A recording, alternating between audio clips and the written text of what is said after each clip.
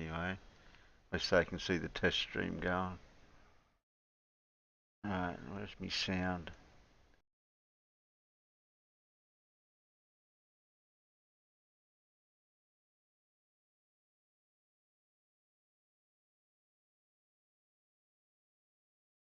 It on your channel, so that's good.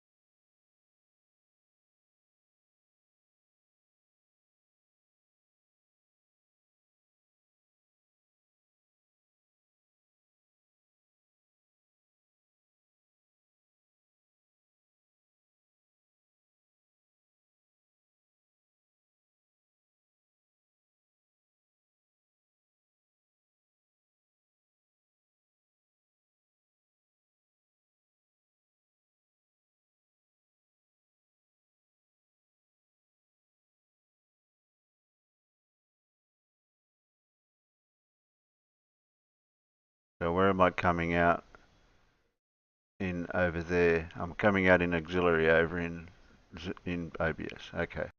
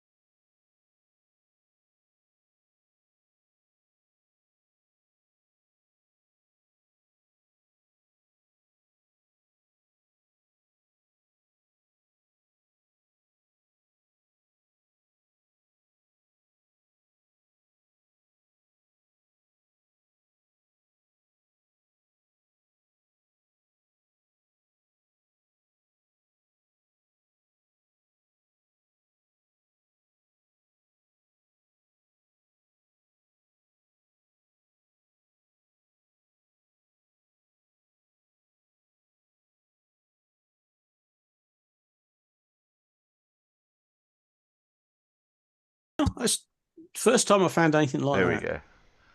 I think he's out that's there. a very rarity. But someone had hidden the money like in between the pages, obviously. Yeah.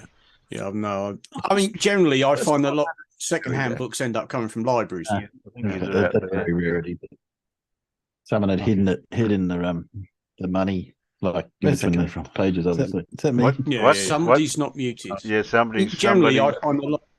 Oh, hello? Hello? Me. Hello? That was Hello, me. through the column. That was me. Right. Hello? Yeah. Hello? Hello. Hello. Yes, hello, caller. What's that, Timbo? You got a link out there to say if you want to hear what we're saying about you.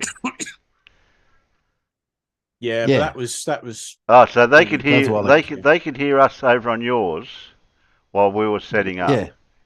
Yeah, just because it was a bit dull if they're sitting there trying to. Dull. Well, they haven't come here to come here for excitement, surely. Yeah, surely. Yeah, didn't come here for anything like that. Entertained. Just because There's a few. I think I've got like 4. I had Well, 5. wait a minute, Alan's trying to speak. sorry, just because Microsoft decided to break stuff for you. Yeah, I don't know what it's done to you, Alan, or quite what mic you use. Are you in the same room as your microphone? Yes, I'm in the same room as my microphone. My microphone is about 4 inches from my lips. Doesn't sound it. Stick it in your mouth. Oh, I'm not eating my mobile phone. Sorry. oh dear. So what can I do so we don't break? Don't touch nothing. Okay, I won't touch nothing. Stream. Don't Pardon? stream it, won't break. No, streaming's quite all right. We can do the streaming quite fine. That doesn't seem to be the issue. Don't press that button. Yeah, okay, I won't press that button. The one that lights up and says, "Please do not press this button again." Okay.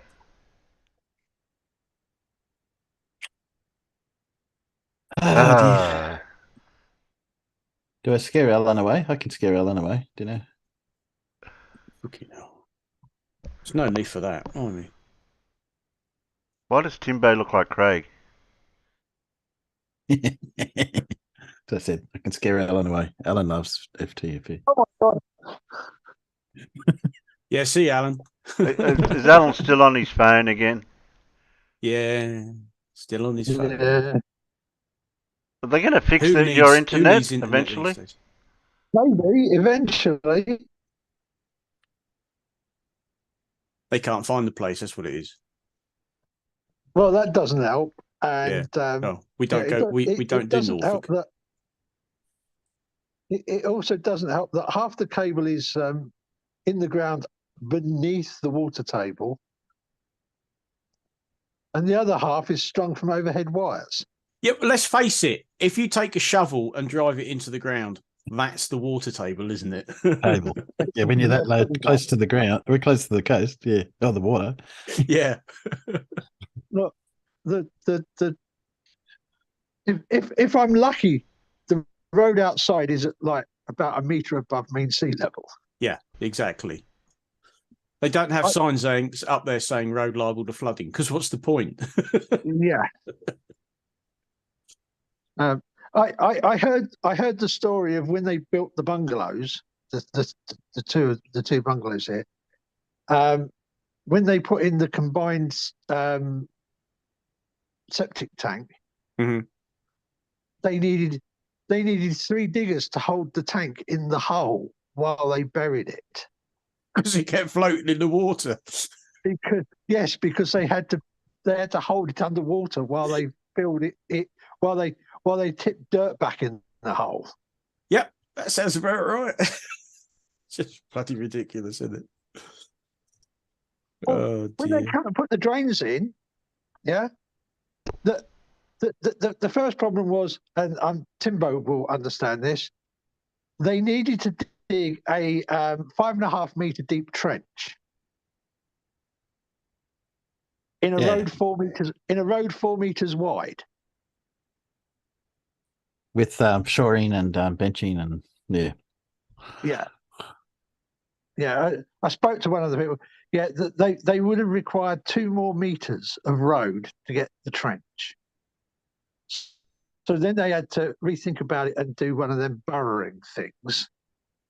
But that meant they couldn't do it in the winter because the water table was so high. They had to wait until the summer, and hopefully it dried out enough to actually be able to drill the horizontal hole for the drains. yeah. We've had a few deep holes. Not fun. Nowadays they're doing tunneling rather than doing big trench. I've got one site they're going to have 30 meters deep, so they're going to dig this big hole and then tunnel the pipes because they don't want to dig the trench. Yeah, I mean, that's what they did here, but it still meant the road was shut for 6 months. Yeah. What's this image that I'm sharing, Farmer? That you put in I Discord? don't know. What did you put in Discord? Sharing where? What are you on That about? is a bin. That's a waste collection hoppers. Ah, Yeah. So you Oh, go. that. Oh, do you yeah. have to manually- do you have to- We're just talking about my local tip. That's it. That's Toaster Household Recycling Centre. Yeah. you can Well, drive we up go- that ramp. can't Yeah, you walk up the ramp and heave your stuff in the No, side. drive. Oh, no. you got to walk. Yeah. Got to carry the stuff up yourself. Yeah. yeah, I couldn't back me trailer up there to unload. That'd be a bit You hard. must be Who joking. designed- who Those designed that? ramps are only about 6 foot wide, if that, maybe 5 foot Who, wide. who designs a waste collection facility where you actually have to Yeah, See, yeah. carry You've stuff? you've got 3 lanes in front, so you park in the outer 2 lanes. So you'll generally get 2 rows of cars parked in the outer lane because the middle one is for you to pull into when you're done and to exit the site. And you open up your boot and you cart the stuff into the relevant bins as to what Yeah, you've I got don't and where put it my goes. rubbish in the boot. I use a trailer. What do you think I've got a Yeah. mistake car for? But you back up to the hoppers, won't you? You don't actually have to get up and carry the stuff. Yeah, up it the looks ramp like or you anything, have do to. It No, looks like you have to physically You carry the 'em. stuff. You carry the stuff up the ramp. Look on the bright side. The last time I went to our local council recycling centre, they didn't have ramps. They had bloody steps. Oh, okay. That's not. Yeah. Yeah, we've just got this big hole in the ground where we back the trailer up to, and we just throw our stuff, and the bulldozer comes along and pushes it into the hole. No, well, this is just your recycling centre. This isn't the tip. When these bins are full up, then they'll cart these away to wherever they need to go. And they're actually in units of 3. What if you look at the sign above the top, you've got metal waste on the left, small appliances on the right, and then hard plastic is the bin at the back. You've got 3. You've got 2 side by side and 1 at the end. So you walk up that ramp and there's a platform between all 3, and then you just sling it in whichever one. It works quite well. It's quite a good system we got there. Yeah. Yeah. And quite often, a lot of those places, if you have the temerity to turn up with shit in a trailer, they'll charge you for it, because if it's in a trailer, they'll claim it's commercial. Yeah, as I was saying to Timbo earlier on, this particular site, if you're turning up in a commercial vehicle or a trailer, you have to apply on site for an e-permit, but the e-permits are free. So if you're turning up in a decent sized transit van with a lot of crap in the back, you just need to plan ahead a bit. But if you turn up with just a car and what's in your boot, could be just about anything. They don't care. So obviously you can't dump builder's waste. You'd have to take that somewhere else. No, there are bins there for rubble. There are bins there for plasterboard. So obviously people who are doing DIY, like I say, if you turn up with it in your car, it's generally accepted that it's household waste. If you've got rubble and plasterboard, you've been doing some DIY. It's when you turn up in a transit van and it's full to the gunnels with building site waste, then you're taking the piss, and they don't appreciate that, because it's not what it's set up for. It's not set up for commercial waste. Mm-hmm. Yeah. So if you turn up in a B double full of concrete, you're kind of fucked.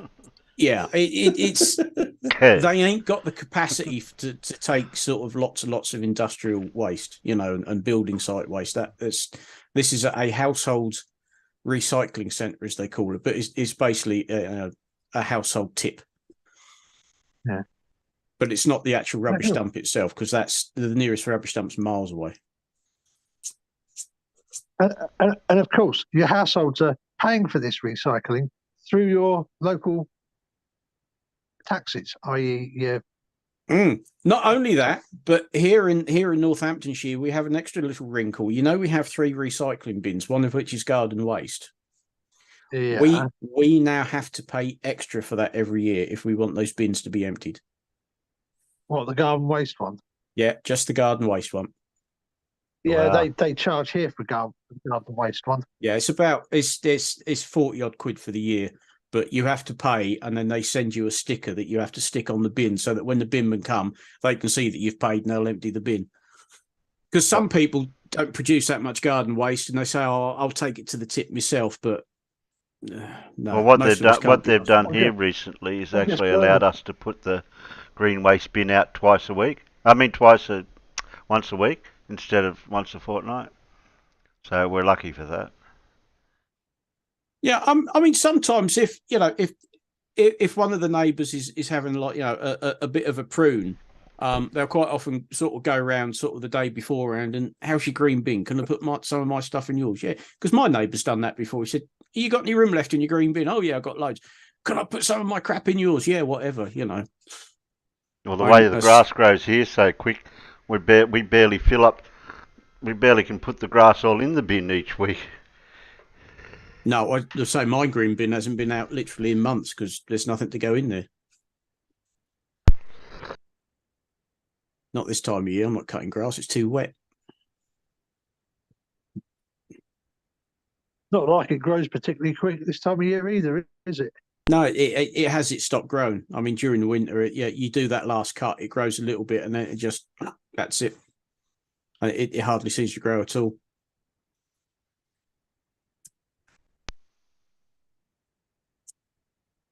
I'd say half the time it's either wet or covered in bloody frost, so you're not cutting it anyway.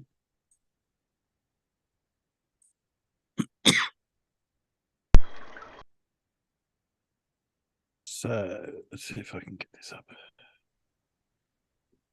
Okay, so this is what our situation looks like if you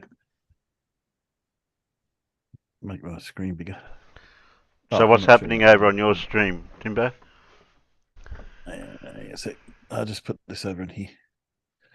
Put that over to there. Oh, Paul's put out the now, scientist. that gets it bigger. Oh, something F.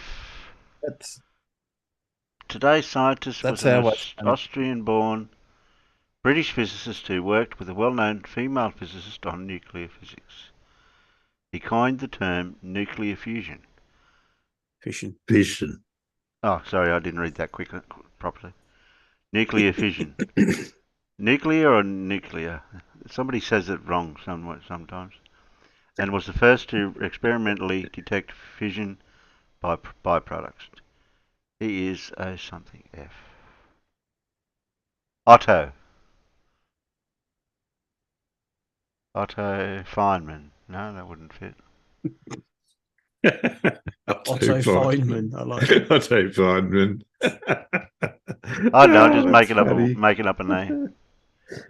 Well, it could have been Olaf, but not if he's of Austrian parentage. Yeah. Well, that's what I was thinking of, Otto. Yeah. Olaf. O-L-A-F.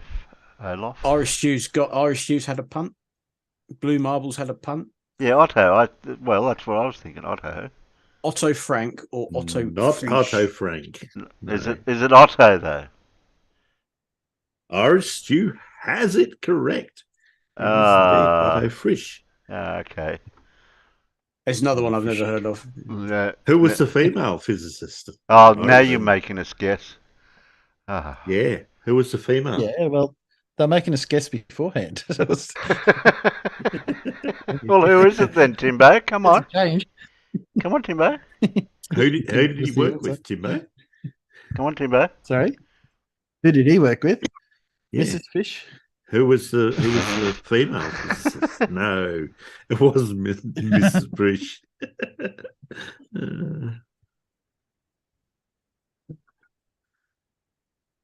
Why has Blue Marble got a...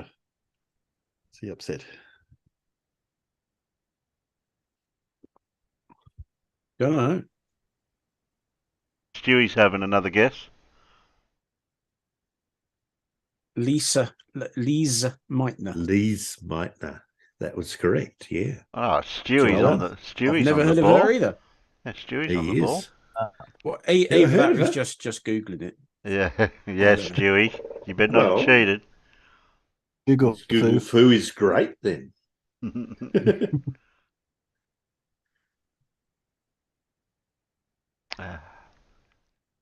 All right. Well, next time when you put the clues up, I'll have to see how quickly I can Google the name. Okay, we'll do that. Foo. Okay, we'll do that. I think out of the huge number I've watched, I think there's only been 2 that I've ever got close to without Google. Oh, Larry.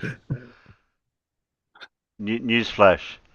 Over here this morning, Quebec woman becomes the fastest woman to reach the South Pole. Evades armed penguins. Well, maybe the last bit wasn't there. All right, Larry. Where was I? I was driving home the other day from, must have been one of my many trips to London, and there was some quick news item that via photographs taken from the ISS, they had discovered a new colony of emperor penguins in Antarctica, and I just thought to myself, it's going to be shit, isn't it? and the British Antarctic Survey team said that the discovery had been made from photos taken aboard the ISS showing waste. I think, yeah, it's penguin shit. Yeah, because it really showed up against the snow and the ice. And I thought, yeah, they've taken photos from space and thought, what's that big bloody brown stain on the? Oh, that's another penguin colony we didn't know about. Yeah, snow and ice is meant to be white. Yeah, as he started reading it out, it's going to be they're taking photos of shit from space again.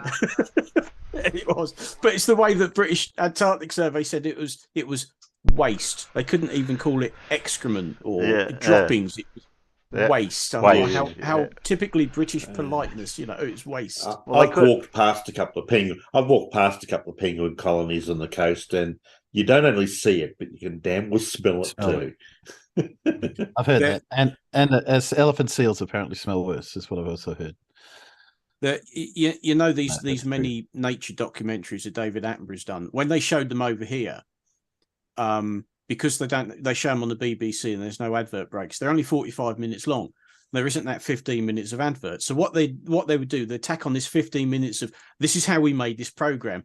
And there's one there when they're in Antarctica filming penguins, and they're trying to work out where the best place was to set their camp up because they're going to be there for a few days. And there seemed to be an area that the penguins were avoiding. So they put their tents there. Then they woke up in the morning and found out why the penguins were avoiding it, because there was a stream of liquid waste flowing through where they set their camps up. That's why the penguins weren't there, because this colony, everything was being funneled down to this one area. And they said there was, and they filmed that there was literally a river of penguin shit. And that's what I like about these behind the scenes, is what these guys actually had to go through and put up with. And they sort of said the smell, you just would not believe the smell. I thought, well, I don't know. I've smelt turkey sheds. That's quite fiendish. Penguins probably isn't any better.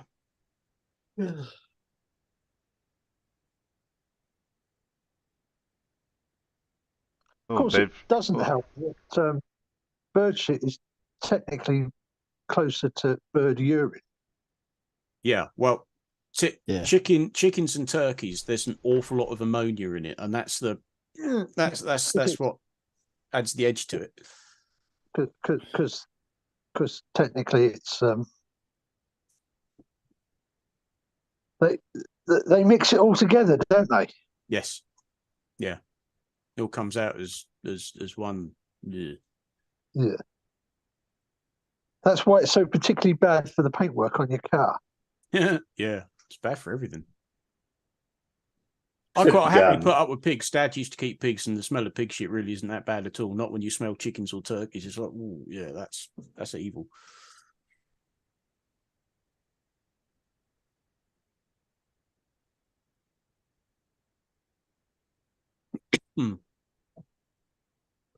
So, I was just sharing another image that you put over in Discord. Hang on, let me. Yeah, Matt put up that photo of all of everything he was taking to ease his symptoms at the moment. And I just thought, no, Grey Goose vodka, mate. You don't need any of that shit. Just neck the vodka, you'll be fine. And Timbo, will you stop doing that? That's most disconcerting.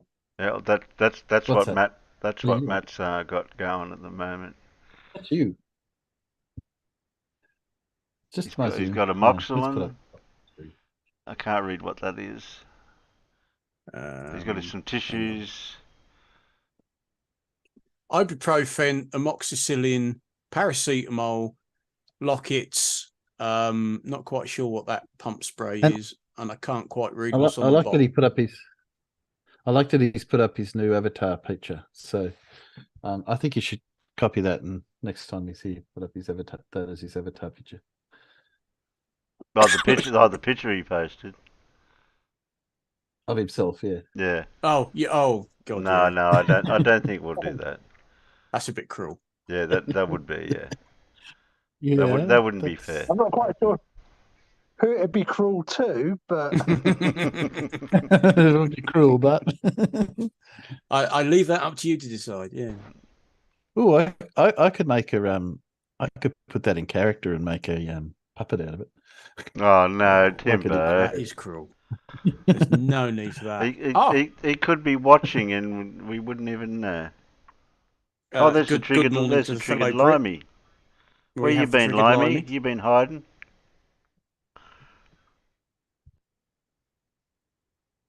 Well, I do have Lindsay. Oh, that's handy. I need a fresh cuppa. I need to go and top up my ice in Suntory. I need to go and fix something. I need to go and paint a room. I bought a new tool yesterday. Oh yeah. Yeah. What'd you get? I had vouchers left over from Christmas. They were all cash vouchers, like the card that you can Yep. just use for cash. So I went to Bunnings because they're closing here in about a couple of weeks. So they're just selling off whatever they got left. So I bought a impact driver with 2 batteries and a charger for 200 and I think it cost me 230, something like that, $250. I've got the more traditional impact driver that you need your lump hammer for. Yeah, Bang, that's got it. I needed that to get the clutch basket off my bike, So you have to buy a tool that locks the clutch up, and then you need an impact hammer and a club hammer. And I hadn't got a club hammer either. I have now, a lump hammer, a real proper. Give it some thrutch. Well, I tested it on my wheel nuts on the car, and it was able to undo the wheel nuts on the car and put them on again. Oh. So I thought, well, that's pretty handy. That's strong enough to do that. Yeah. I found a tire and did the same job too. Yeah, I know, but this is quicker. I got the air version, but it just saves me getting the air, turning the compressor on, wait till it builds up, and then get the tool out. And yeah, they're a little bit more mobile too. If you're tend to have flat tires when you're not at home. I got one flat tire that goes down. I've got to take it down to the tire shop and put it in the tank and see what's actually leaking because I can't tell if it's coming from the valve stem or the. I'm guessing the air is. I'm guessing that it's the air that's leaking. Yes, that's what I was thinking. I'm glad you're here to tell us these things because I've never guessed that. Hey, look on the bright side. Nathan's Mondeo. He bought a set of second-hand Mondeo alloys for it off the top of the range one. Titanium. I've got a set of them outside. The ones where the wheel leaks. Oh, mine never did that. Mine just hit potholes and got dented and cracked. No, apparently one of the Mondeo one of the Mondeo. Yeah, Talami, you can drop in. Sorry, Alan. They leak through the body of the wheels. Oh, so that the alloy of the wheel itself is slightly porous. Yeah. Yes. Lets the air leak out. I never had that problem. I've got 4 outside, and eventually, if I ever get round to it, I will get them because the 4 I've got outside all need repairing in one way, shape, or form. So I'll get them repaired, completely revamped, and then stick them on this one. Because although it's off the older Mondeo, they'll fit on the new one, and because they look better than whatever. Yeah, you got tyres on them or just the rim? No, they're just the rims. But there are lots of local companies. I just haven't got round to it. It's not high on the list of important things. Not a priority. But they just look better than the alloys that are on the car that I bought. Crisis over a year ago now. Bloody hell. The funny thing was Nathan bought the set of alloys with a set of basically new tyres on it for the same price as a set of basically new tyres. Bloody hell. That's not bad going. Limey said he could pop in. You know how to get in here, Limey. You don't need me to hold your hand. Spook said, "Am I in the right place for the Lindsay Appreciation Society meeting?" Oh yeah. Yeah. We all appreciate a bit of Lindsay because Lindsay comes on and half of us disappear to go and make a drink, and then come back and go. Okay. I hope nothing's changed, so I should still be able to share. I do that.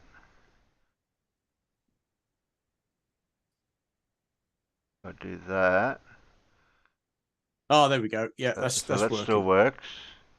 So, but I need to make that bigger, don't I? There. Okay. Oh, what for the YouTubes? No, for you guys, I have to make it big for sharing in here. You can, or you guys see it bigger, so that way you're seeing it live. Well, Zeb, don't say that. No. All right, it's Zeb's fault. Everybody make note. If Yeah. it does, It's Zeb's Zeb's fault. fault. It's your fault, Zeblon. What do we need? Need sound and Lindsay speed. speed. Doesn't sound as impressive as warp speed, but you Yeah. know. Okay, what's the title called? FE Moon and Sun Cycles Through the Zodiac Constellations. Okay. Whatever. Okay. Where's Matt? Get on with it. Oh, look, it's the old man from Scene 24. What's he doing here? Here we go. Yeah, I'm with it. Oh, what are we doing? What are we zooming in Ooh. for? It doesn't make it any Welcome, difference. everybody. Welcome to the Tomb of Illumination. Oh, he's dropped the illumination. No, not the I was illumination, Right, no. about what the ill means. It's fake. Fake truth. It's the Illuminati. Fake truth. Oh, Liars. Deceit. no. Illumination. It's a good word for the earth and the tomb. The enlightened people will understand this, and that's what the earth is. It's come from creation, the place of rest, perfection. That's why earth has been. Oh, he's exists. outside. What It's a come brave from the man. place of perfection. Well, it's State daytime of out there. rest. It's nighttime, The yeah. right resonance frequency. Anyway, if you haven't seen any of my videos before, go check them out. But this one is about the moon, how it works in the flat earth model, and the Yeah. sun and the stars. Okay. We are told that the moon moves the fastest of the celestial bodies, moves quicker. I think they measure that What? way. It moves quicker through the constellations, through the zodiac sign. How does this work on the flat earth design? Well, Well, no, because it's closer than him. you wouldn't say it's the quickest because it's actually the slowest. Is it? It's because the okay. stars and the sun race ahead. They're leaving the moon behind. What? Okay? How? What happens is over 1 month, the sun does 2 to 1 with the moon. So if the sun's raced ahead with the stars, What? the moon's falling back, falling through all those moving constellations that are flying ahead. So the moon ends up going through the whole set of constellations in 1 month.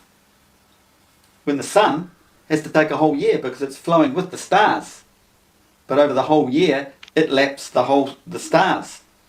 So there's the 2 to 1 at the Yeah, end of but the how year. does daytime, nighttime Okay. work, Lindsay? Whole science, the moon moving fast. Does not move fast, moves slow. Might go through the constellations fast, backwards. No, it is the slowest of the celestial I'm not bodies. too for this. This is too much. The sun and the stars are moving ahead, leaving the moon behind to drift backwards through the signs over the month. Why or how over 1 month? Because the sun laps the moon over 1 month. They're continuously flowing around the celestial gap here. The sun's racing ahead, pulling all the constellations with it, or moving with it, and the moon's dropping back, going through all the constellations that way. That's how it works. The sun is quickest. It laps the stars over 1 year, plus a little more. And this little more, this little extra, is what we call the precession of the equinoxes. When the sun creeps a little forward each equinox. There is no bullshit tilting, wobbling, spinning ball earth. Total garbage. Look at it. They have to put it on a bit of a tilt, don't they? 23.5 degrees. Why What do is you mean that? we had to put it on a tilt? We didn't do that. To suit reality. 23.5 degrees. The ecliptic plane goes like this from the centre of the flat earth and then up like this. Continuously going like this. Nothing to do with that ball. Take that out of it. What Lindsay did with that ruler, I was arguing with somebody about that the other day. I forget who it was now. Wow, how does the ball just end up on a 23.5 degree tilt? Oh, that's right. It was Load of rubbish. Yeah. So, there's your flat earth design. So these are the magnetic cycles. 2 to 3 ratio. 2, 3. One magnetic cycle of infinity. This is what phi actually is. But no one's taught it. The magnetic cycle comes in around the Arctic, comes back out around the south. Okay, so it's always going like this. The infinity, infinity. And how did we detect Magnetic this? field all the way around like this. But one full cycle from the north to the south and back again is this. in his head. Every man sees one in his How do arc you of detect horizon. it? He only gets one view from the south to the north. Is there a way to He'll detect it? get his one image of the sun or any celestial body. It's just how it is. He has his own personal arc, his own personal dome. And the focal point, his eyes within that dome, because it all comes from the centre here. It's all reflected out. So we do not see reality, which is back in there. We just see our image out here. And what's the reflective in the device magnetic that field cycle, reflects it? our arc of horizon. So you could say we're a fraction of this, bring it right back to one, just having one cycle. That's all we'll see in our one arc of horizon. Anyone around here will see the same image. He just gets one of his images from north to south. That's how it works, everybody. It's simple. Can you what? I'm just wondering, you know, like 2023 to me is all about, you know, being a good person and a bit of compassion. I was wondering if we could start a GoFundMe to get Leslie one of those jackets that makes you hug yourself and one of those nice soft walled rooms.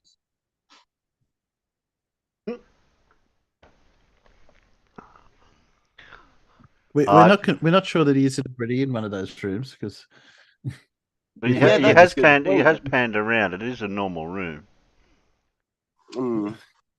That could be green screen, you know. Yeah, that's true. Could be- But the only thing is, we haven't seen behind the blinds to see if there's any bars there that's or not. true. He's Yeah, I losing spot Just like the more and danger more. is they don't been there to make his videos to keep him calm. Sorry, Alan, you garbled a bit then. So I think he's just day room.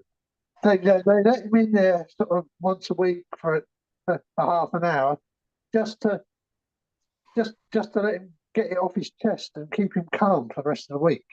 Ah, okay. Yeah. That makes sense. It's flat and has a dome. It's like a flux. You can put your hand down now, Lomi. Okay, we're on that flat earth. It's pretty straightforward. Everything just Right. drifts around here because all coming from that centre, reflected out. All these magnetic field lines here, millions of them, Me. all the There, way no, around, I fixed it. all the way It's around, okay. everywhere, all the way around. The sun is anywhere on this field. You could say the whole thing's lit up, but man, wherever he is in his own arc of horizon, will only see one image, like the photon from the proton, the actual image. One image. Photon from Or a someone's proton. further out south, you'll get his image. Oh dear. It's just the way it is. We're just a little slice of Earth. You've got the overall picture here. We just take apart one little piece, and we're it. So it's our one little piece, one field cycle from north to south. So if you've got your camera, you're only going to get one. If you had it going all year long, you'll only get one sun and a lemma.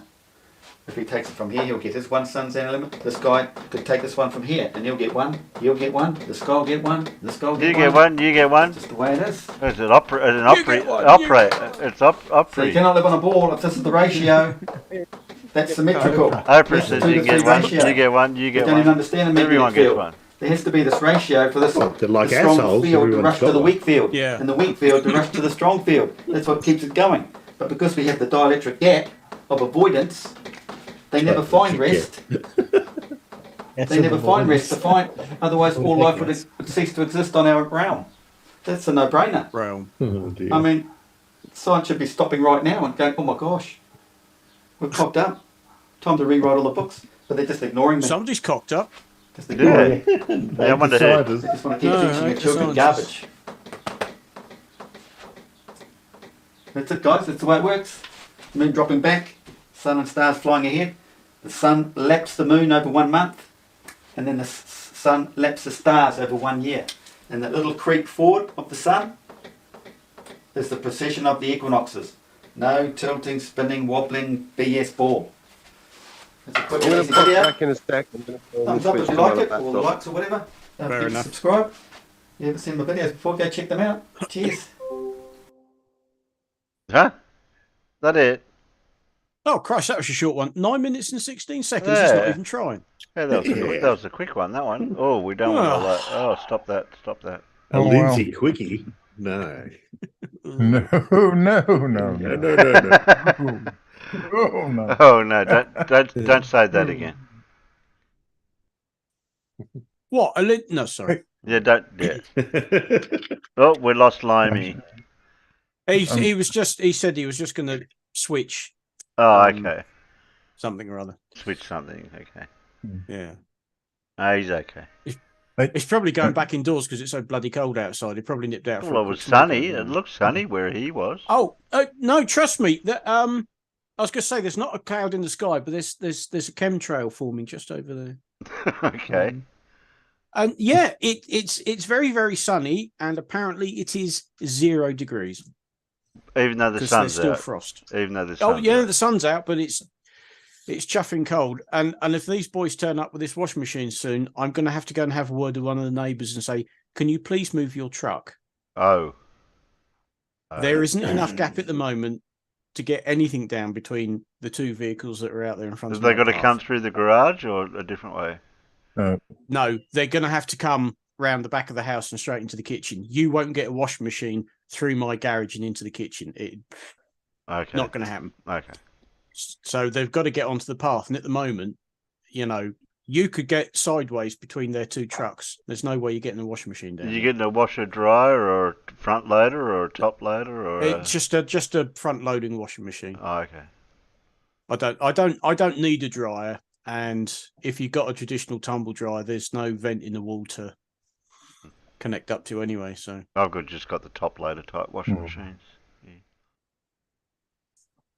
Yeah. Terry. Yes, please. I'm streaming Timbo, streaming you. We're all streaming. Okay. We've got a cycle. We better be careful then. Oh yeah, so you have. Yeah, we may overload the interwebs here. Oh right, so if it all crashes, we know who to blame. Right, okay. Sorry, world. You know when the entire internet crashed? Yeah, that was these two guys. It was Blue that did it. Yeah. Okay. Blue took down interwebs. And what did you use for a thumbnail? Oh, the thanks Bev one. That one. Yeah. So if I stream you, stream Terry. You've got a few people over there. Blue's got more people watching than you have, Terry. Come on. Hey, that's not fair, Blue. You got 22 over there.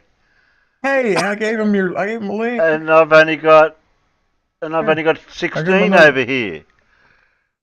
Yeah, I'll tell him. I'll fix it. Yeah, jeez. That's a good thing, Terry. That's a good thing. What is it? Well, how many you got? How many you got then? Huh? Me, 3. Just don't cross the streams.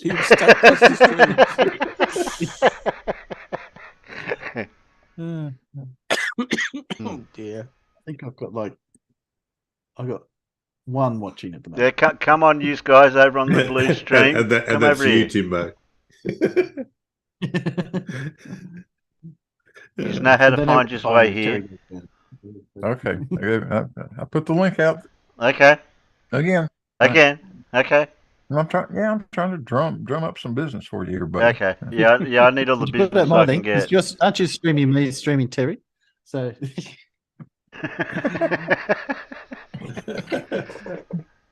So you put my link out, and I'll put Terry's link out in mine, and then.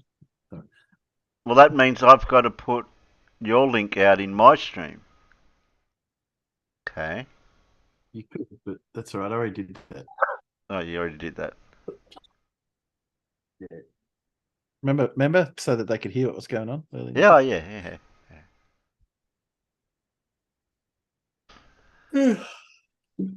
Okay. Where was I? So if you play that thing I did of Bev, that might really break the run because you have Bev going in a spot. I did see that somewhere. No. Is there there's not a longer version? There's not a longer version, is there? You don't want longer. Oh, there is. Who asked you, Alan? Asked.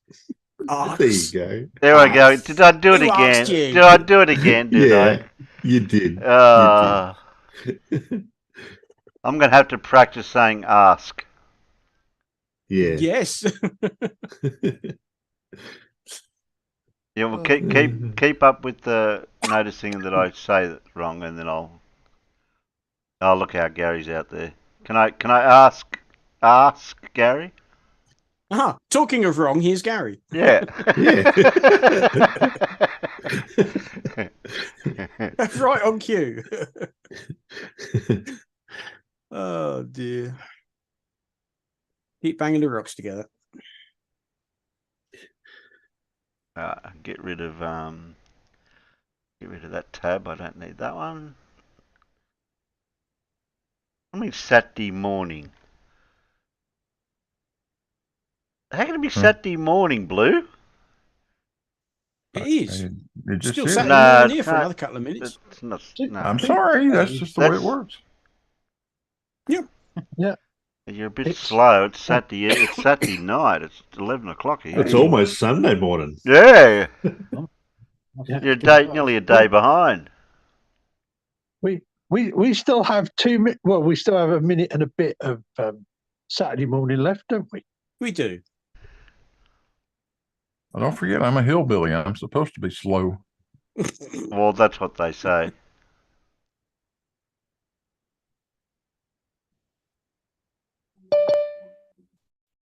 Here he is. Yeah, you let Limey back in. Oh, I have. No, not Limey. So any of your peanuts come over here yet? No, I haven't seen any of them yet.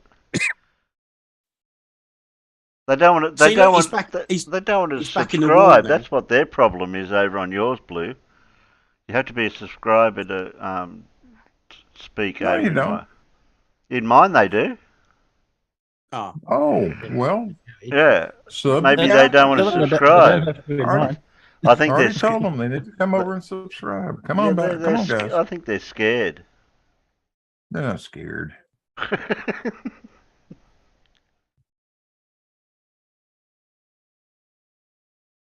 Well, we got either Bev or where'd that other video go? I lost a video. Where'd it go? The one with Craig with Rose Sanchez. Yeah, it's fairly lame, but I can't really find anything else to do. I mean, you got Timbo with Bev, but that's just hard to hear. Yeah, but that's Bev. Yeah, that's Bev. That's just a replay of Bev coming here live Christmas Eve anyway, isn't it? Yeah, all of us. You mean the time when I didn't get a chance to talk to him because everyone else always does.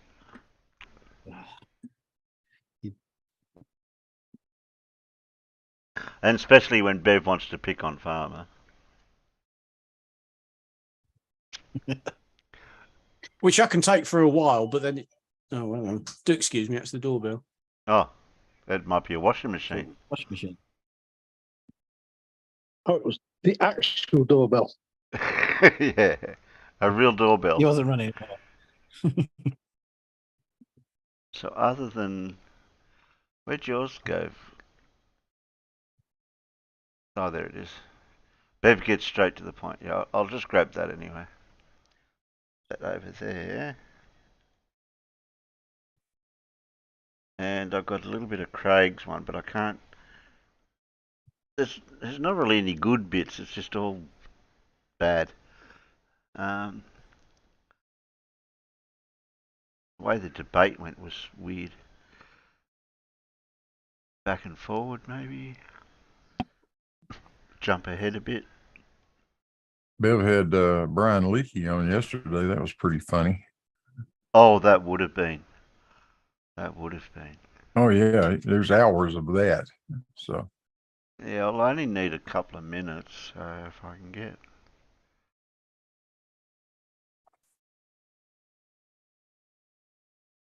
Yeah, I think Leakey showed up about halfway through Bev's 6-hour marathon.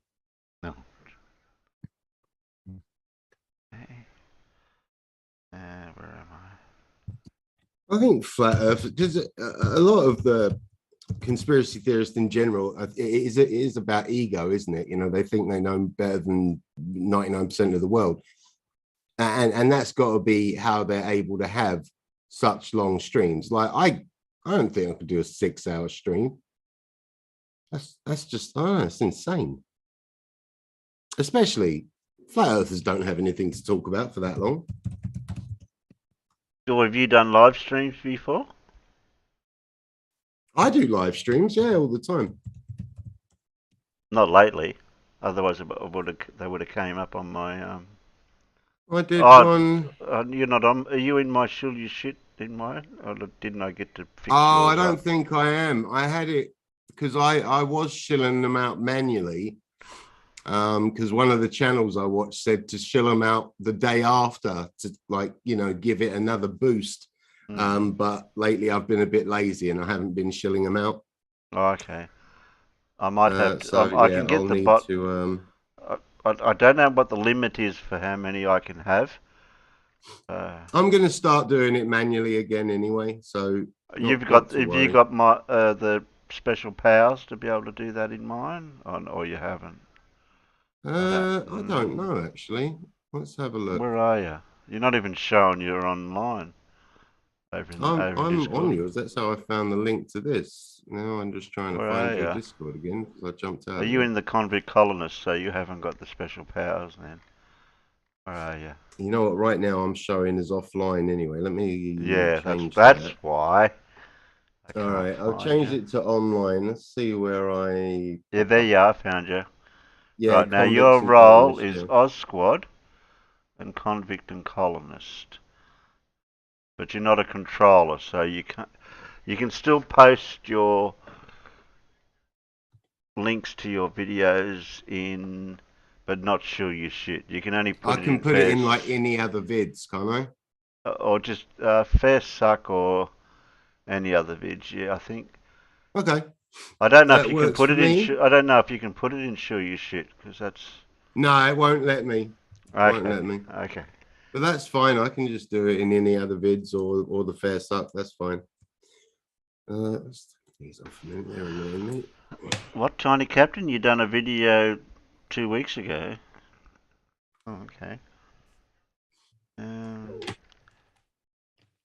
What was I doing? I was doing something else. There we go. There we go. Live. All right. How do you drive these things over on YouTube now? They've changed it from live videos to. I've got a 10-hour ago stream from Bev. Is that the one with Brian, or is it a day ago?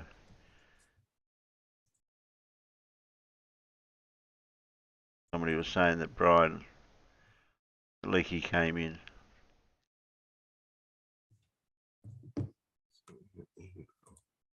Was that his last stream? Yeah, look at his channel.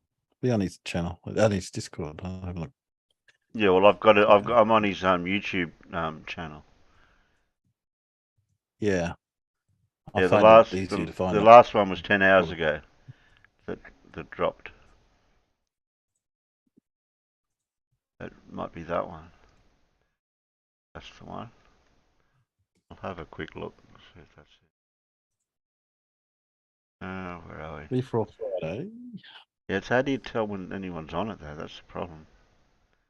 They don't have their name. Oh, I can't. You can usually go on the Discord and see who they're bagging out when that one was on.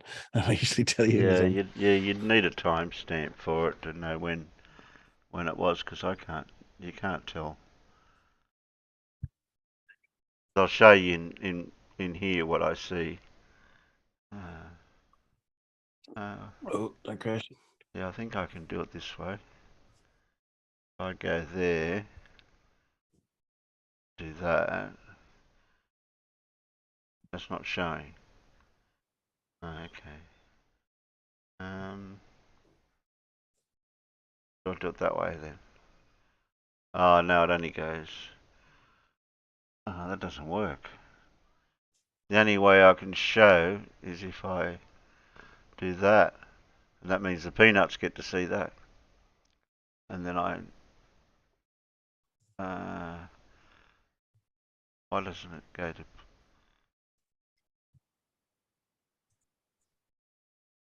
by that? Pin. There. See on the side you can see who was in the Discord at the time. But if I jump around I can't read. So you never know who's going to be in there at what time.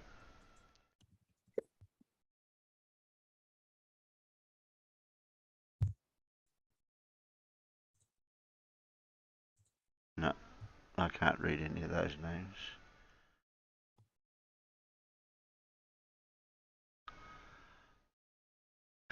I was in there the last stream, but Brian Leakey wasn't in there. So it might have been earlier. It had to have been earlier on.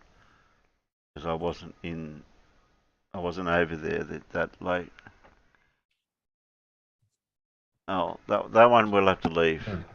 Because I don't know. If that's yesterday, he's way over there. 3.5 hours probably. Yeah, I got one that was 10 hours.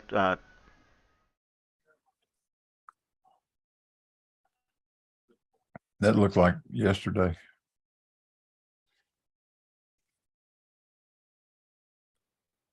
He had a video game going. Yeah, but you're way up in the front of the stream. Okay, so it's further He's down. not there. Yeah, that's what I'm saying. Yeah, way down there. Oh, okay. Because I did watch a bit of this one, but I think it was further later. His name's not coming up in there, so I don't know if he's how it He's shows. there right now. That's it there. Yeah, he's in there. It's hilarious. Yeah, I've seen pictures. Yeah, that, but straight without all that I'll go back a bit further then. you could interpret as curvature, but it. Yeah, he's everywhere, all at the same time. He's like within the coding of the computer system. Asking, he's everywhere. Hey, look how sunny it is out there. But you got your glasses changed. You know, well, I've just been stood on the doorstep talking to the plane route, the charming young. And I mean, I'm to this stage here. Photochromic glasses, with they're affected by light. About maps of the entire world. It's only sunlight they do that to. I asked them, and it kind of ties them up a little bit because hypothetically, I asked them this: so if the Earth is flat, okay, let's just leave everything behind and let's just enter this little thought experiment, hypothetical. If we use the stars to map our world, okay, or our known world, or what we think the world is, okay, and we use longitude and latitude, and we find out that it's the stars refracting.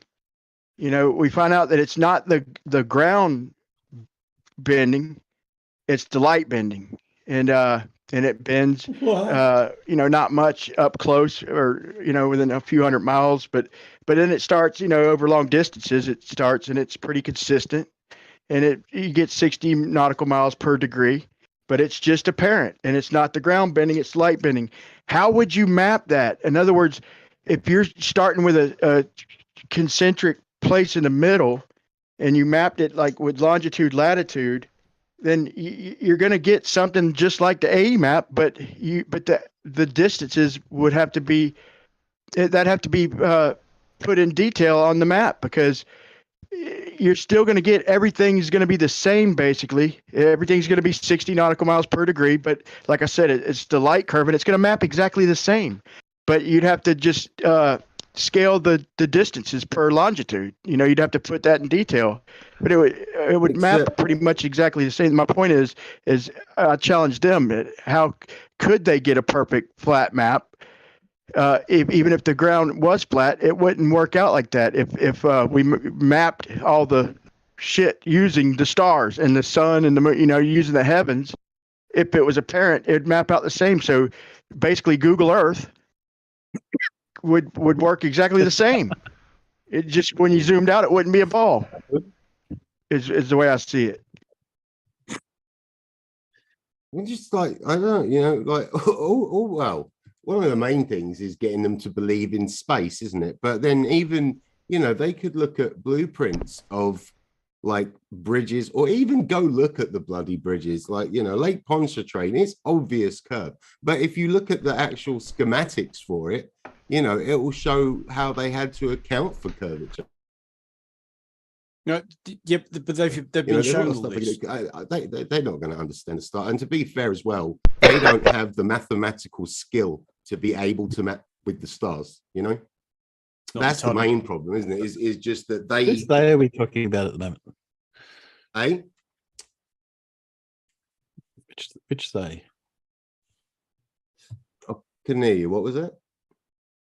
I was working at which they as in Bev's day. Oh, like Bev's day, any flat earthers. Yeah, really. I'll just keep it track. You know, one of the, well, at least in my eyes, one of the prerequisites for becoming a flat earther is that you stopped your physics and mathematical knowledge at kindergarten, you know? Yeah. Because once you understand all that stuff, you're not going to believe the earth's flat. Well, yeah. Well, you have to first, you know, usually you got to throw away a lot of pretty basic evidence, like, you know, rockets and satellite pictures, and that, you know, pretty damning evidence. I'm really hoping that those, you know, the space flights that they have now eventually become so common that the price goes down to where some flat earthers try. I mean, they're still going to say, like, blame it on the windows, or say that something was pumped into the or they'll drugged or something. There's not a chance any of them are ever going to do anything like that. They won't even do the simple tests that conclusively show it. They won't do anything like that because they know they're going to get proven wrong. Yeah, it's the same with Antarctica, isn't it? They won't I was just going to say Antarctica. They could quite easily crowdfund, and even between themselves, get a few of them to take a trip down to Antarctica, and they're never Flat Earth millionaire doesn't even have to crowdfund it. You know? If he's a millionaire, yeah, millionaire. Take a vacation. Yeah. And you know they're not going to do it because it'll go, oh shit, there's no ice wall. Oh, we better not tell anyone. And tell then you they'll what, get let's kicked not out go. of their little club. Yeah, let's not go in the first place. But their claim will be that holiday you take down there, that they just take you to near the edge, and that they restrict on where you can go and what you can see. Yeah. But that's the rubbish. It's not just near the edge. You can go right into the center. You can go mountain climbing in the center. Yeah, I mean, people have walked across it. Mr. Beast recently did a video where they went there for so many hours or whatnot. You know, they stayed there in tents and all that. And they climbed up a mountain that hadn't been named yet. And, you know, obviously the view you're going to get from up there, I think you'd be able to at least work out if it was, I don't know, a nice one. And then again, you can go on a Shisha in our community, went on a flight that went over Antarctica, you know, like just to view it basically, and then returned. And you can go on the cruise ships that circumnavigate Antarctica, you know, go around the perimeter, and it would take a lot longer if they were going around the entire ice wall. I get a bit annoyed because they say, "Oh, it's all too expensive. You can't, whatever," but they don't do any effort. So they could go and ask. You know, oh, it's anyone? Yeah, it's not that expensive for the trip that takes you around it. I mean, depending on where you are in the world, I think the flights to get there and all that would, you know, add up. But you know, I don't know. Last time I looked, I don't know, maybe it was like 10 or 15 grand or something, which, you know, when you think about how much they've crowdfunded for things before, that's not a lot of money. Yeah, but even if they weren't going to do that, there are other things or other ways they could investigate. They could say, "Oh, look, so and so is going down." There's people who go down who don't give a stuff whether they're not flat earthers. They're just going down to say, "Oh, look, can we get your video?" You get independent, you know. Yeah, but see, and there's video of that as well, and they don't believe it. And there's video of 24-hour sunlight down there, and they say it's all fake. That's the problem, is that you know, they either come up with a BS excuse for it, they ignore it, they deny it, or they just straight up attack the person. That's like the 4 flat earth ways, basically. You know, so I mean, they deny every bit of that stuff. It's ridiculous, you know. Well, I keep pointing out that, you know, they argue they can't afford or the flight from San Diego to Sydney, but I just say, well, just get people to drive from Sydney to Perth. It's, you know, it's the same deal. Well, that's the thing as well, isn't it? Because on a flat Earth map, if they did that long haul flight, obviously you're going to go the quickest way is a straight line, and so in the middle of that flight, it's going over Australia, I think it would be, and it's covering, you know, so there's a lot of ground that you can see while you're in the flight. However, in reality, it's nothing but water, because, you know, that's the way the Great Circle route goes. So that flight in itself, you know, even if they tried to say that, I don't know, somehow that flight works on a flat Earth, the route it takes doesn't fit with a flat Earth. No. And then there's the distance, like the craft would have to go, the plane would have to go 2 to 3 times its speed, you know, which I forget how fast it is to break the sound barrier, but I know a Boeing 747 can't do it, can it? We currently don't have any commercial airliner that can break the sound barrier. Was the Concorde able to break it when that was about? And then some. It was. Oh, really? Yeah. Fluid that would have Mach been awesome to fly on. Concorde fluid Mach 2. It cruised at 60,000 feet at Mach 2. Yeah, and that led to that famous photo that there was a Concorde going over the Atlantic to the States, and they had a Tornado swing wing fighter with nothing on it, and now that could keep up, but it couldn't keep up for very long. So they actually asked Concorde if they could slow down a little bit, and they took that very famous photograph of Concorde, and behind you can see the curvature of the Earth, because it's at 60,000 feet. Yeah. But the Tornado could only keep up with it at that speed for a few minutes because it was on full afterburn. The Tornado had to be going flat out to keep up with an airliner that's cruising. That's insane. Yeah, and the photo is, this is taken of Concorde at supersonic speed.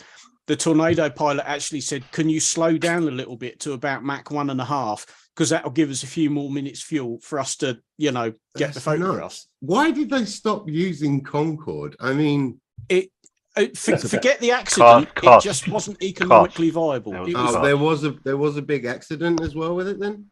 Yeah, the one in France. Where you been, Lemmy? Yeah, where you been, Lemmy? I don't watch the news at all. I find it depressing. It wasn't the crash that killed it. It was more the cost involved for the. If it had been economical, they would have. I mean, they grounded the fleet, such as it were, after that accident, after that crash that, you know, obviously killed everybody on board. If it was economically viable, they would have worked all that out and said, "Crack on." But that was pretty much the, you know, excuse the pun, the final nail in the coffin. It was just too expensive to keep running. To British fly. Airways have worked out ways to make the aircraft just about turn a profit. Yeah, just. Yeah, to fly. I mean, obviously, the faster it goes, the more fuel it burns. Did they think of maybe just, you know, maxing out at Mach 1? Maybe that would have made it a bit more economical. Well, to be honest, not much faster than a lot of commercial jets can do now, you know, particularly at height, because obviously the higher you go, the lower the speed of sound is. But the whole point of Concorde was we can get you across the Atlantic in just a handful of hours rather than, you know, it was quicker. But the company carried about 100. Sorry, Terry. Yeah, the company couldn't keep going with 10 passengers for $10,000 a flight just to go across there to get there as quick as they can. They couldn't keep that up. That's true. I kind of like the long flights too. It gives me a chance to drink more. It's actually banned in a lot of American states too. Yeah. Depending on its configuration, the most it could take was 128 passengers. Yeah. Right. So I mean, if you've ever been aboard every time, then, you know, maybe it would have worked out. But the fact that a lot of people just couldn't afford it, or a lot of businesses probably wouldn't pay for it. So, yeah. Makes sense. I mean, they are a cramped thing. I mean, I've been on the one at Duxford several times, and when you sort of you get inside and go to stand up, and then well, I'm 5'10" and I struggle to stand up in it. Oh, that'd be no good for me then.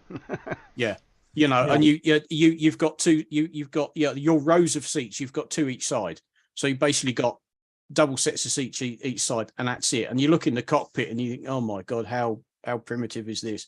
There are dials everywhere.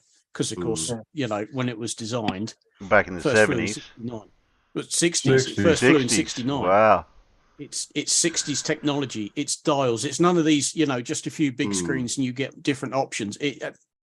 That's why these planes still had engineers on board. You got pilot, co-pilot who are flying it, and then an engineer who's got. Hey, I like dials. Oh yeah, you know what? I get it, but when you actually look miss rotary phones. I used to love dialing a number on those. But yeah, I guess all in all, like just, you know, the Concorde was just ahead of its time, really, wasn't it? Like if it just wasn't a good idea. Yeah, it was not a good idea. Didn't carry many passengers. It cost a fortune to operate the damn thing, and it only got you there about twice as fast as, you know, a commercial 747, which flies at 85% of the speed of sound anyway. That's it. That's it. A lot of these modern airliners are getting pretty close to traveling at the speed of sound. They just they can't quite do it, and they're not designed to do it. But so okay, you cut an 8-hour trip to a 3.5-hour trip. Yeah, you want to pay twice as much, or 3 times as much, or 4 times as much for a ticket just to save yourself 4 hours? That's true. I kind of hope that commercial aircraft don't ever go above the speed of sound, because then flat earthers really are going to say that it's all a conspiracy and that they are able to fly in the southern hemisphere much faster. You know? Yeah. Somehow I think that's not how it's going to work. What really? Well, and it only had it had a very limited market too. It was really only good to fly from the body of Europe to the eastern coast of the U.S. So that's all it could do. Yeah. It was unusable over the Pacific. It didn't have the range. Oh, right. It just couldn't carry enough fuel. They had to fly around the Pacific. Yeah, they couldn't do one haul. It wasn't a long haul. That's a long haul anyway.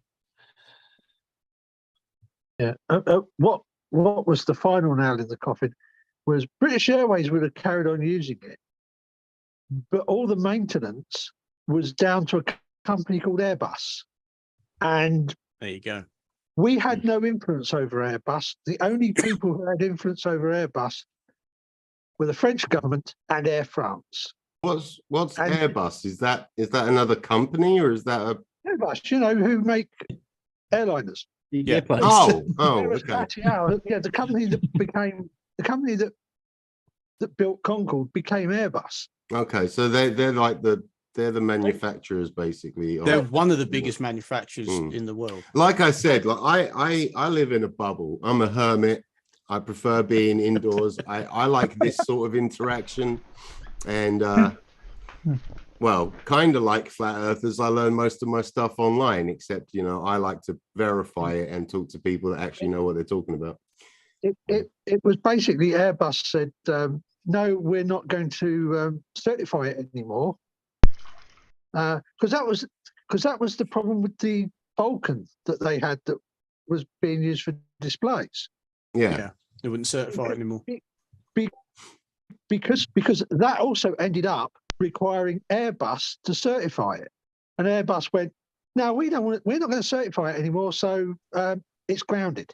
Yep. We perfectly capable of flying, but yeah, the Airbus wouldn't certify it, and unfortunately, because they were the company that the manufacturer had ended up being owned by, there's nothing you can do about it. No, because that's how international civil aviation bloody works. They couldn't get, and there's no other company could just turn around and say, okay, well, we'll certify it, because not allowed.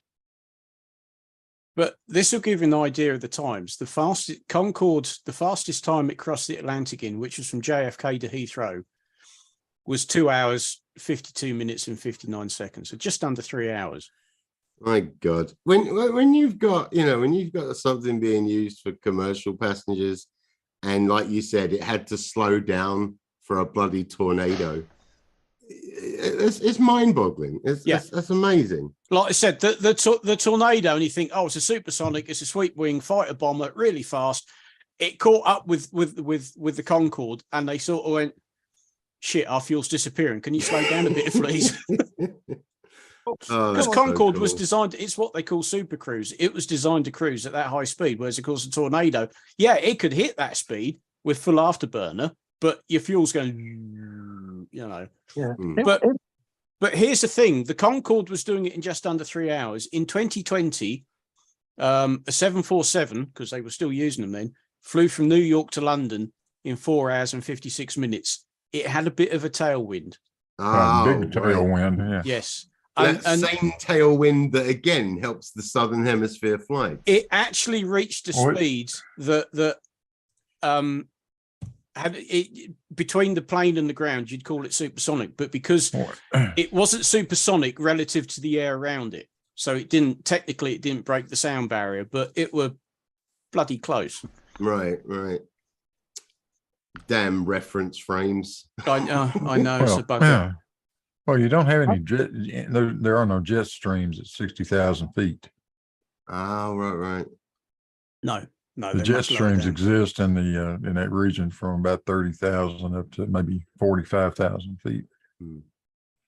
Did you say, Farmer's Boy? Did you say that the speed of sound is different depending on altitude as well? Yes. It is, okay. And that's just because of the density of the air pressure. Yep.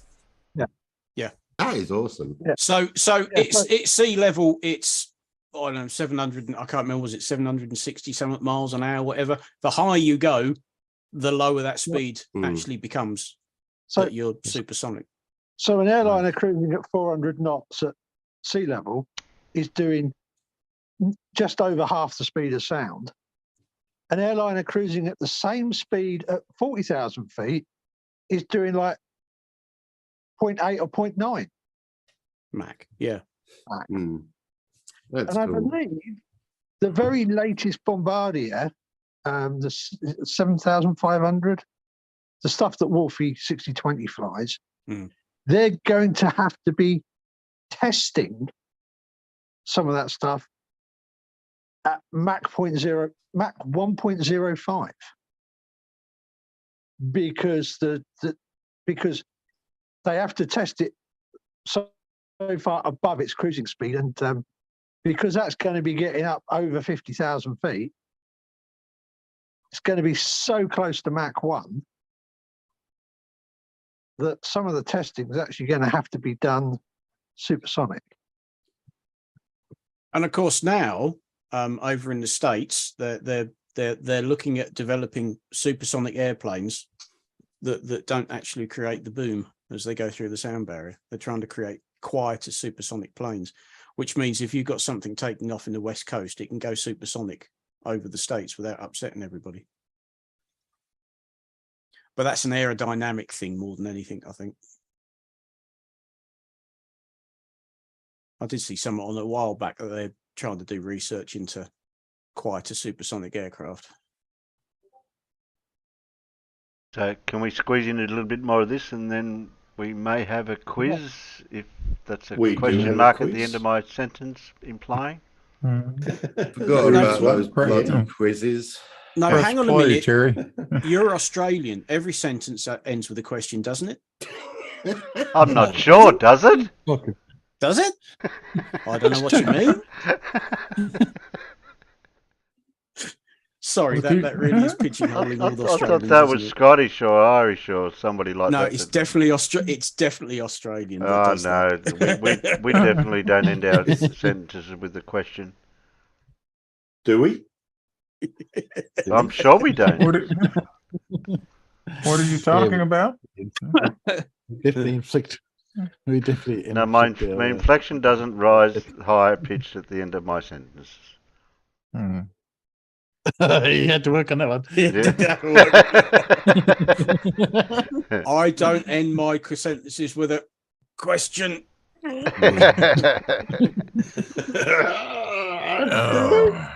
Okay.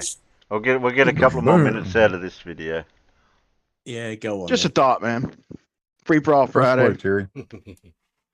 Well, I wouldn't know because if, for instance, the light bent, in which direction would it bend? And how would you know that? If, along with light bending, would straight lines change? Oh, God. Along with that? Not in reality, no. No. I'd say this. So you with the can't have stars, light bending, can you, really? well, bending is a lack of, for a lack of better word, let's just say changing angles over distance. And it's hypothetical. So, yeah, I mean, the criticism is fair, but it's just saying changing angles because I would agree that it's pretty consistent. I've never really like gung-ho checked it, but I have no reason to deny that the stars, like Polaris, changes roughly 60 nautical miles per degree. I have no reason to doubt that. And I know that it takes a long way for the math to miss by 1 degree. It takes about almost 1,500 miles. So it's a little over 1,400 miles before it's off by 1 full degree. So that you do see the fallacy within that, though, right? That if you say it changes by 60 nautical miles per degree, then you go and watch just 1 degree change over a distance, and you just say that distance is 60 nautical miles. Yeah. Who's testing this shit?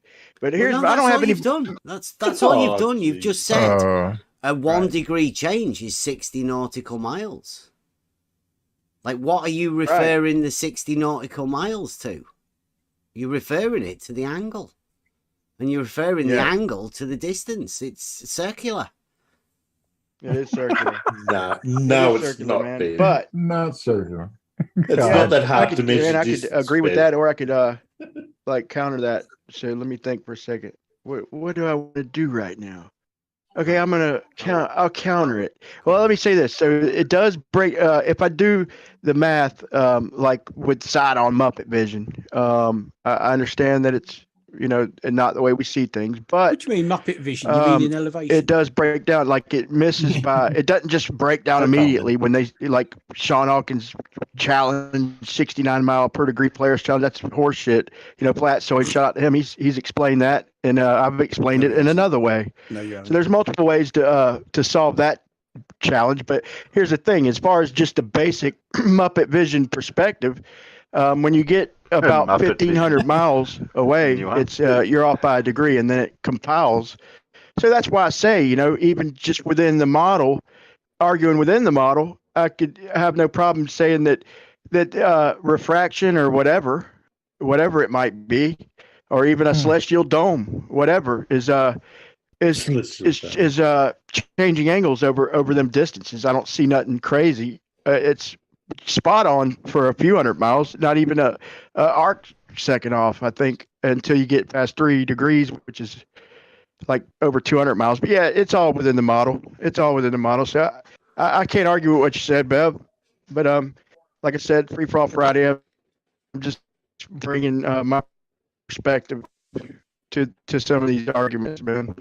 It's not an argument. It's the fact that there is a measured one, and that's 1 degree for 69 miles. But they can't measure it on the water, so what they say is, well, we'll call that 60 nautical miles.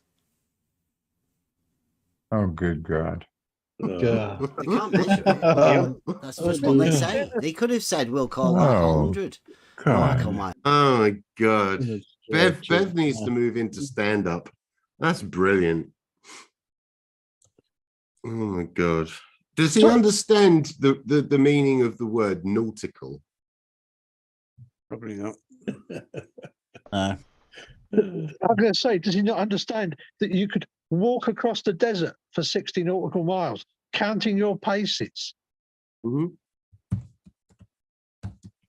And when you've gone 18,520 paces, you're on 60 nautical miles, assuming your pace is 1 meter.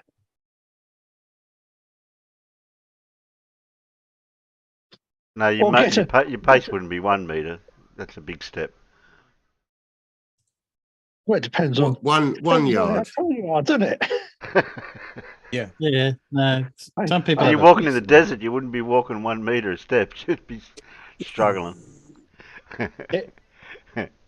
Yeah, Bev wouldn't be doing it, would he? No. Okay, well, just get one of them wheels that you push it along, and every 1 meter it goes round once. Oh yeah. It's called a trundle wheel. Yes, exactly. Yeah. One of them. Yeah, and once you've trundled your trundle wheel, and it's gone round 18,520 times, you've gone 60 nautical miles. Yeah, but you've gone uphill and down dale. Does that still count? I did say in the desert, and there's parts that say for example, the Sahara Desert, that basically have no terrain for distances that long. Okay. And Norfolk. He's talking about Norfolk. Yeah, that's what I'm thinking of. You've been in Norfolk for too long, Alan. Those wheels don't work, Alan. You can't measure distance. There's no distance around the wheel. It's a ruler. You got to listen to Biff, for God's sakes. That distance is linear, straight line. Yeah. Right line distance. No, it's not. Because there is no distance around the wheel. None. Zero. None.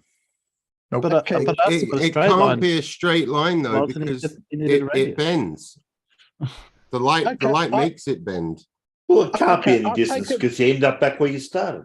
That's right. You didn't go anywhere. Yeah. It took a long time. That. Bloody hell, yeah. But you didn't make it anywhere. You go all the way around. You didn't go anywhere. No matter where you go, there you are. How about taking the stick then and flipping it end over end as you go along? Had's saying the British Army standard pace is 30 inches.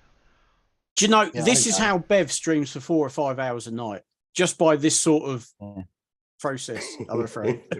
just by going off on tangents. Oh dear. Oh, but what's tangent? Is that a straight line? No, but Bev's usually just talking to himself for 3 or 4 hours. Well, flipping it end over end isn't going to work, Alan, because one's negative and one's positive, and they cancel each other out, man. Oh. Yeah. Like I said, no matter where you go, there you are. Oh, just... We'll get a couple of more minutes, I think. Yeah, a couple. Do we have to do the desert? Can I pick somewhere that's sandy? Or the beach? I was thinking, across the, some nice land in the middle of Oz. We could find it's a little bit less sandy. That's desert. I use the Nullarbor. No, southern Oz. That's pretty flat. Nullarbor. Yeah, across the Nullarbor.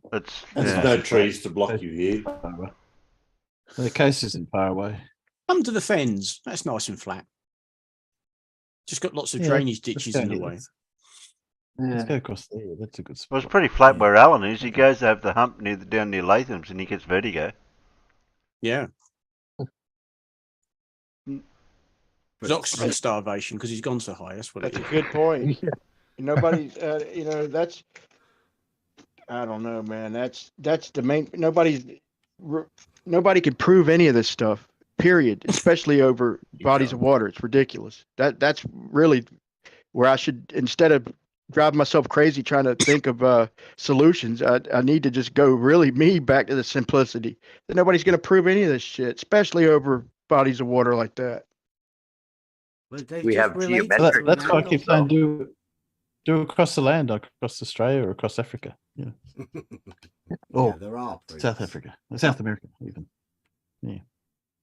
Yep. Anyway, carry on. But the celestial nav is just basically, it has the stars just all doing a circle around Polaris. Period.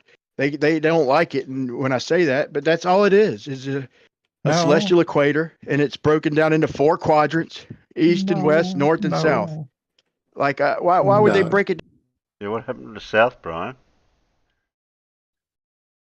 Well, it's not east and west, north and south from the North Pole. The stars aren't doing anything around Polaris, Brian. You twat. The stars are sitting still. We're turning.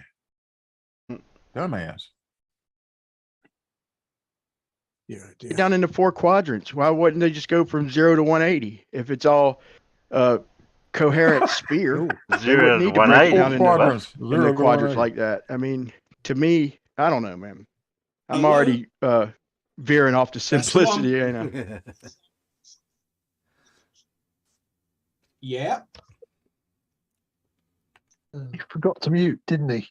And then they talk about the like 180 degrees, okay, and say that they do the celestial navigation like cars at my path, and at the moment you ain't getting a washing machine up the path. So yeah, well, this washing machine is very important. It is important. There'll be a brief pause in the action while Farmer washing machine delivers. Yeah, he's got to get his washing machine. He's trying to get his washing machine up his ass. This is very important. At this point, we invite our viewers to stretch their legs, use the restroom, and grab a snack. Go on mute. Oh shit! I thought I had. We all need to know. Tell you what that conversation wasn't. Yeah, we all need to know about your washing machine. It's very important at the moment. It made a lot more sense than Bev does. Well, like I said, my path exits into what's supposed to be a turning bay.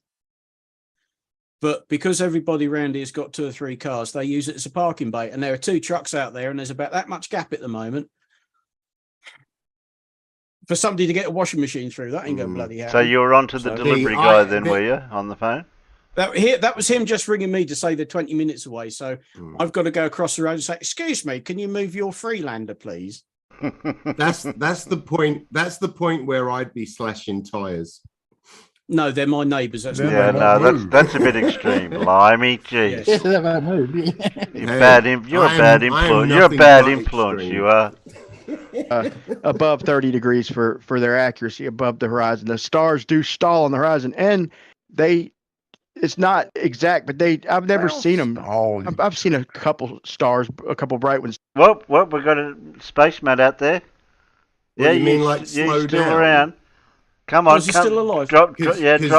That would just be because as they get below the horizon, the light bends them back up again, so it looks like they. Come on, Matt. You're gracious with your presence. We'll forgive you. It's almost touched the water, but they have a little spot that they all fade out and they slow down as they go off in the distance. That's exactly what I would expect on a flat plane where they say the sun is already set. Really, it's not really there, but we're seeing it. It would slow down in reality if it's dropping just from a much higher perspective. So we would expect that. We would predict that, and that is what happens in reality. But as far as I was going to say, wait, I need 1 second, but I had one other good point to make. Does Brian ever know where he's going with his rambling? No. I mean, as far as so in my opinion, like a star could stall on the horizon on the globe because of refraction, right? Like it could make it look like it's keeping it there longer because the light bends up. On a flat Earth, you'd expect it to slow down its movement as it gets further away. On a flat Earth, you never expect it to get anywhere near the horizon. Well, and exactly. Yeah. But as it moves further away, it would look, well, not only would it get smaller because they think everything's local, but it would look like the movement slowing down because of the angle. They expect it to dim in its luminosity. Oh, right. Yeah, that's it as well. Because it's what did Nathan Oakley say recently? There's too much atmosphere for the light to travel through, and that's why the sun eventually, you can't see it.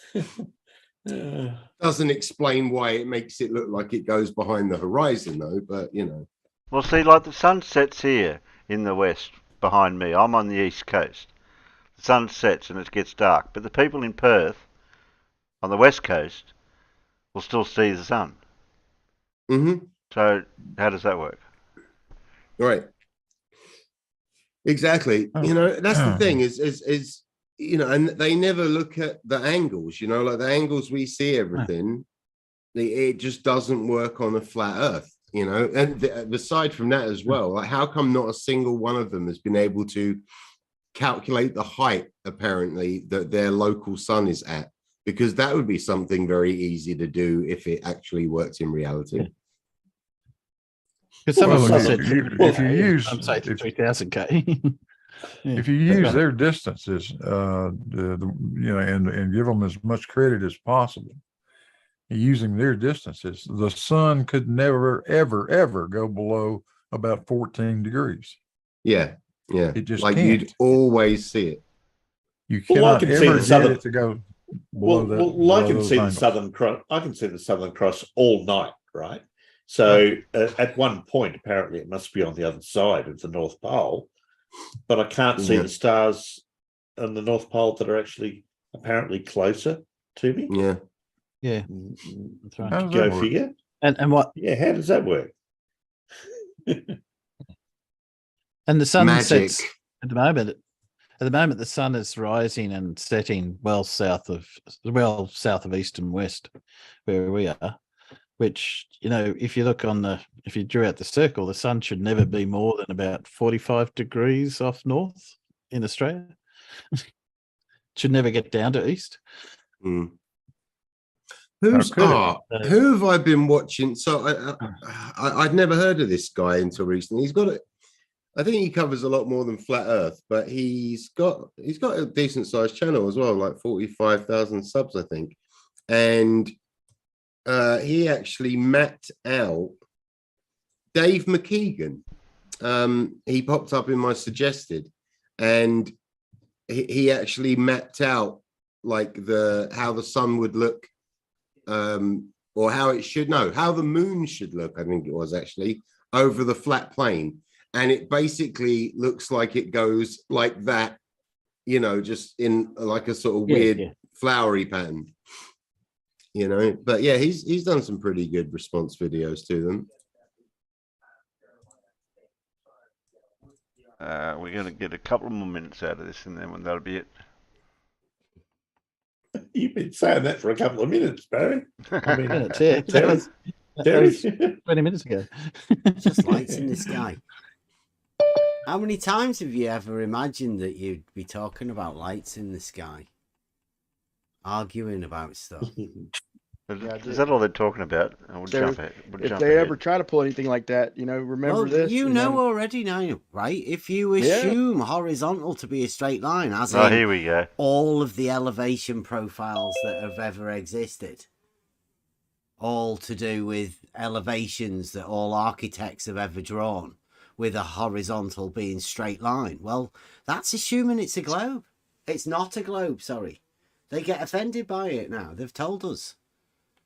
So everybody knows that all of these drawings and elevation profiles are with a horizontal baseline.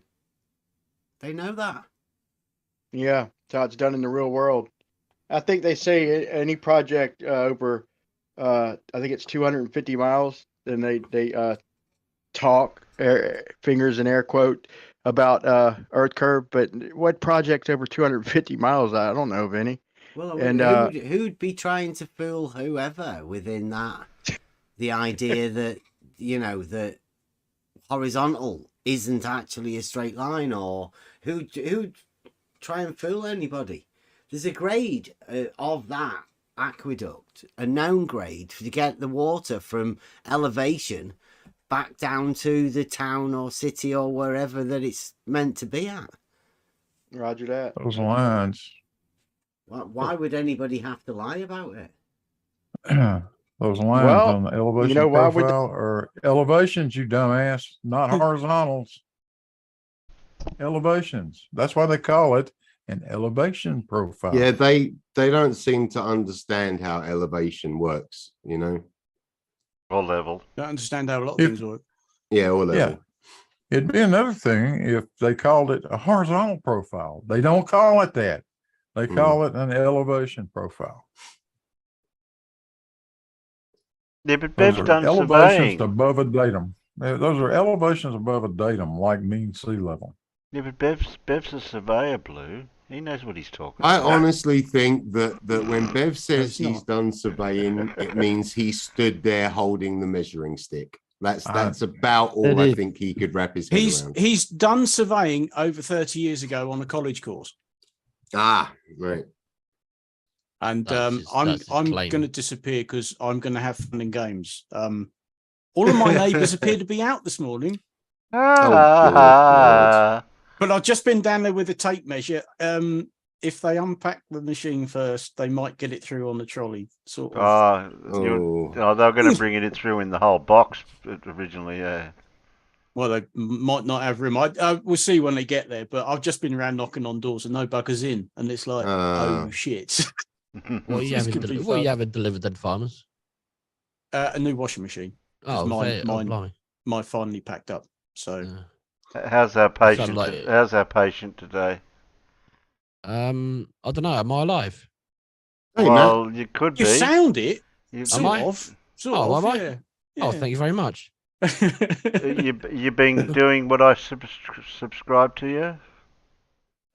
What's that doing? What everybody else, every other person is telling me to do: drink plenty of water, take paracetamol, and Grey Goose vodka. Oh yeah, I saw that actually. That's actually probably the best advice I've had yet. Actually, there you go. Yeah, absolutely hammered, and just numb everything. Not a bad idea. And you won't care. Yeah, you won't care. You feel no. Yeah, that's right. Because you feel like shit anyway. Yeah, if you take really good care of yourself. Take the medicine, stay inside, stay calm. You'll get over it in about 7 days. Otherwise, it's going to take an entire week. Do not watch any flat Earth stuff. That's not going to help you stay calm. In fact, you probably shouldn't even be on this stream. It's gonna hurt you in the long run. No, you'll be right. Did the doctors prescribe any antibiotics or anything? Yeah, I've got antibiotics. You think it might have been a virus at first, but I think sore throat. They probably think I've got an ENT infection now. They think so. That's why I've got 72 hours. ENT from the onset. Ear, nose, and throat. Oh, ear, nose, throat. Yeah. Has it been 72 hours since the onset? Oh, been longer than that. I mean, the cold symptoms started over a week ago. Just the usual sort of typical cold symptoms, but. Well, I've got something to cheer you up, Matt. Oh, hello. Oh, my word. Yeah, just forget about your ailments there for a minute, Matt. Yeah. Does that make things feel better? It does a bit for a minute, yeah. Thank you very much. I'm sorry. What were we talking about? I have no idea. Illness. What illness? Don't know what you're talking about. Well, we're just thinking about what we're going to do next on the stream, so we'll just have to have a think about it. What? Yeah. Any ideas? My brain just shut down, so I've got no idea. You got no idea? I'm now running on my basest functions.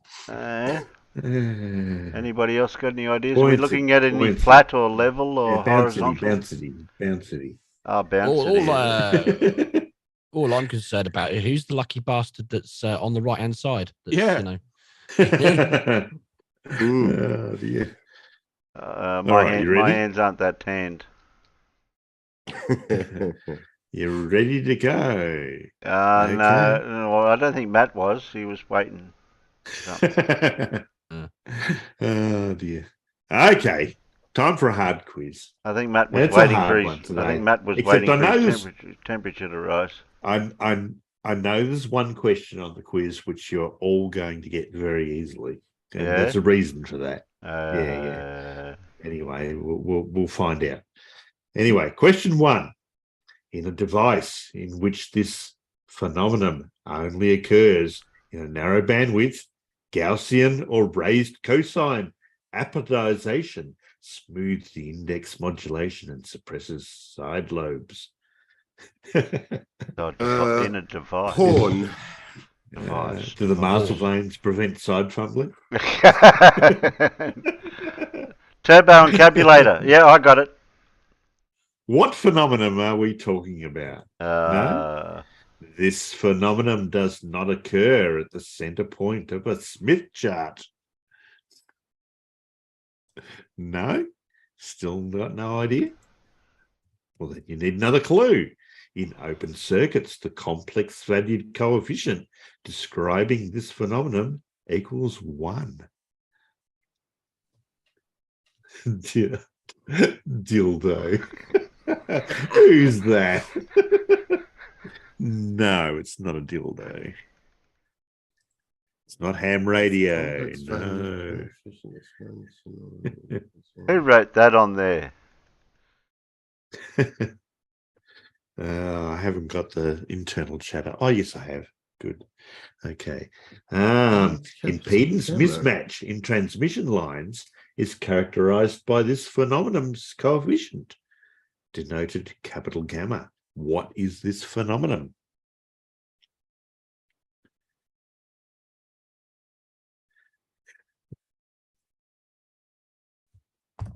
No.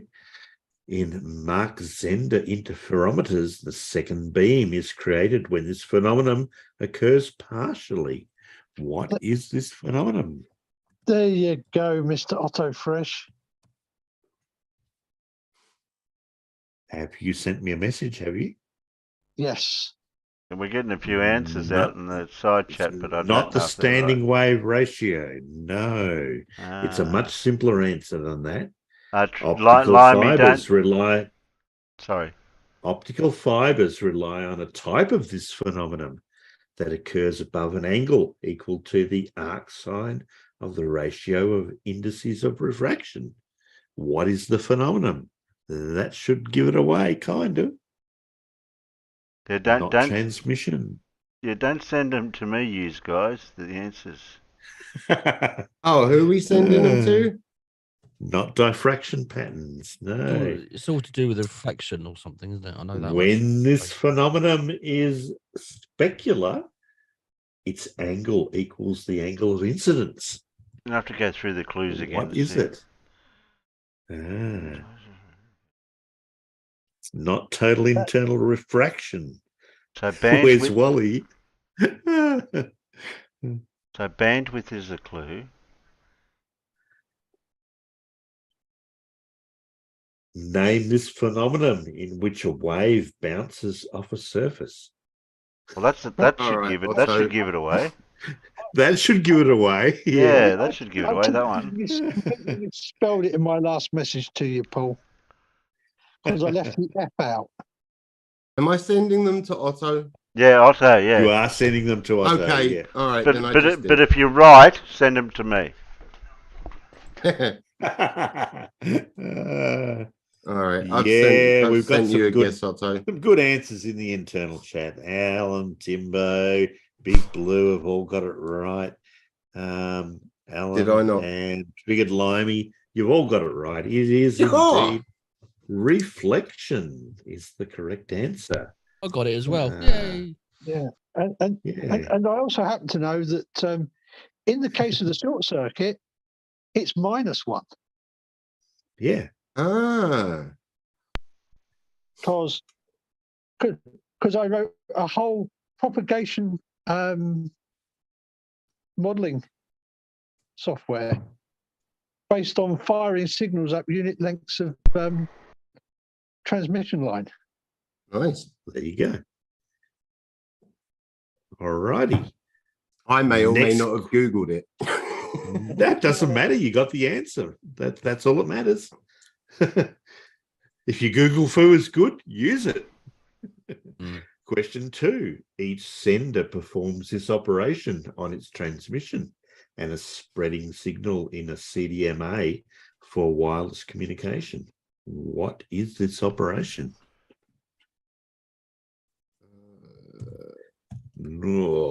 This operation is performed on the bit shifted off and the tap bit in linear feedback shift registers, which are used to compute cyclic redundancy checks. What is this operation? All right, that's my guess.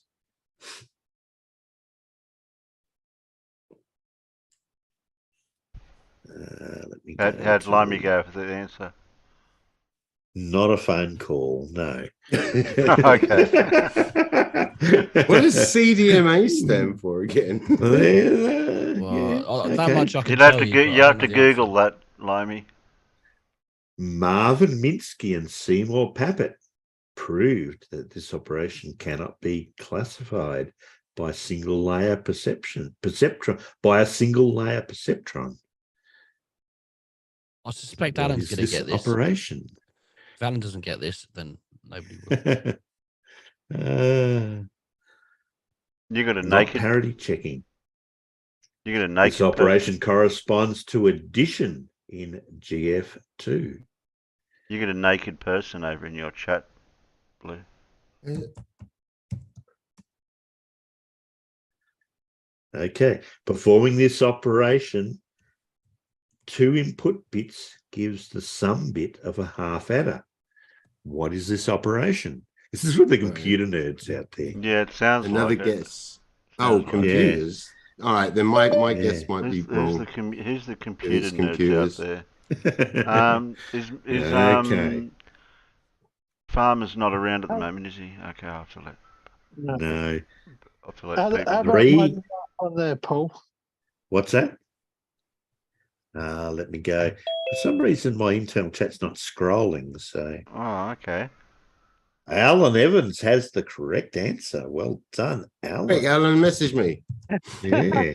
We have things to discuss. 3 invocations of this logical operation can swap 2 variables without any temporary variables in a namesake trick.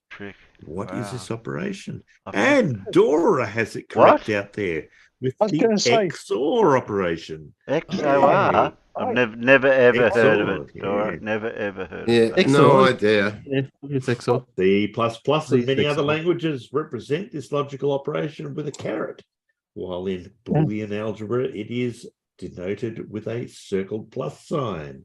Name this logical operation that is true only when its 2 inputs are different. And there's a diagram for it.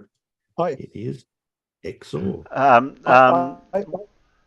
Paul, we've got answers coming up over in Blue's chat, so I'm over there looking for answers. Okay. Where's Timbo's one? I've got to check to see what's going on over there now. Wally got it right. I know there's only one person in mine. I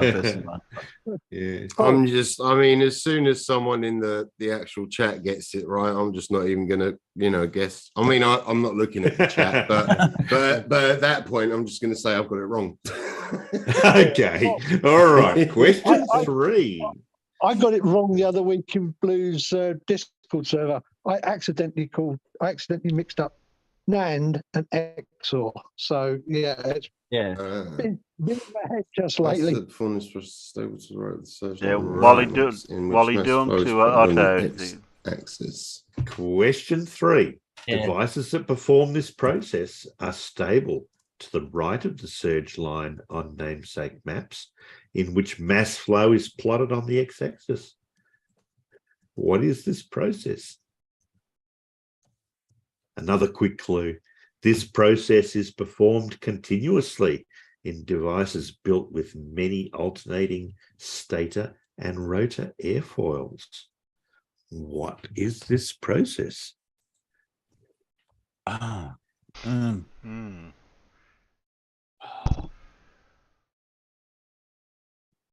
right, there's my guess.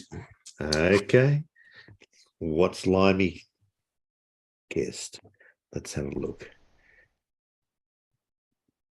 Not anti-surge, no. In one class of devices, saturated R134A or R22 is the input to a component that performs this process. What is this process? Swelling of rubber. I had to Google R134A and R22, and it's confused me more. Big Blue's got it correct. Is my question Paul? Oh, look, I've got two quick clues up. Jet engines perform this process immediately before combustion, and thus this process occurs immediately prior to isobaric heating in the Brayton cycle. All right, I've sent you another possibly wrong answer. Okay, let's have a look at what your possibly wrong answer is.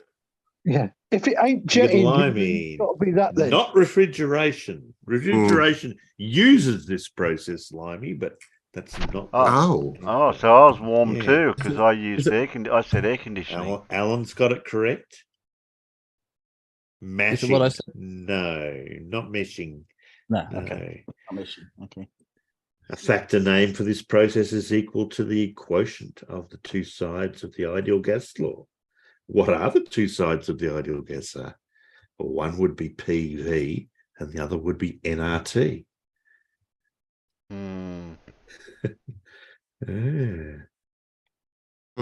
A gas increases in temperature when undergoing this process adiabatically, which is demonstrated by performing this process to ignite flash cotton in a syringe. Name this process that reduces the volume of a gas. I'm trying another one. Okay, I've got a guess. Where's it gone? Yeah, so there's only one thing that can reduce the volume of a gas. How did I do, Otto? Wally, you're sending to everyone, by the way. You're giving the clue away. Yeah, that's all right. Did Wally get it right? Wally's got it correct then, hasn't he? Yeah. Not gas ignition. No. Yeah. All right. Well, if Wally got it right, I'm going to say I got it wrong. I'm putting my answers on the screen. There's your visual clue. Sure, it's got it. I was wrong.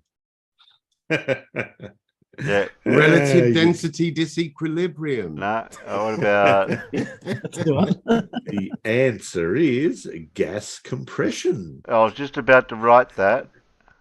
No, but that's wrong, Terry. It's gas compression, not compression. Well, I can put gas. Well, there you are, gas. There, I'll put gas over there. Wally, There you go. Wally, you should send it to me privately and then to Otto. I can't write very neat. That's my problem on this. Question 4 is for the mathematicians out there. Why did I clear it? There we go. For the mathematicians out there, for an analytic function f, this function applied to the modulus of f at the origin is related to zeros of f via Jensen's formula. What is this function? We need Clive for this clue. I don't know. Where is Clive? He's over on Blues. Yeah. He's over on Blues channel. Clive, you over on Blues? I see Spate Mats over there. Well, tell me what Clive says, because I haven't got Blues chat up. The derivative of this function of f is integrated along a close contour on the left-hand side of the argument principle. What is this function? I'll tell you what Clive said. I'll write it here. What did Clive say? I've got to write it. Clive said exponential. Not exponentials. No. Oh, it's wrong anyway. No. See, Clive's not always right. See? Clear that. Okay. Clear that. Because this function cannot be defined uniquely on the complex plane, one typically defines it by making a branch cut along the negative real axis, in which case this function of z equals the function of its modulus plus I times its argument theta. I've sent a guess, Otto. What is this function? Was my Google foo good? Let's have a look, Timbo. Google foo. Have a look, Timbo. Not the harmonic function. I think somebody found the pen. And it's not 42, Timbo.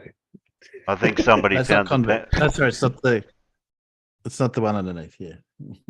Just be careful, not the exponential. All right, another guess, Otto. Asymptotically, n divided by this function of n approximates the number of primes less than or equal to n. What is this function? And you guys be careful if you find out how to draw on the Not screen. the Mobius transformation, no. Okay.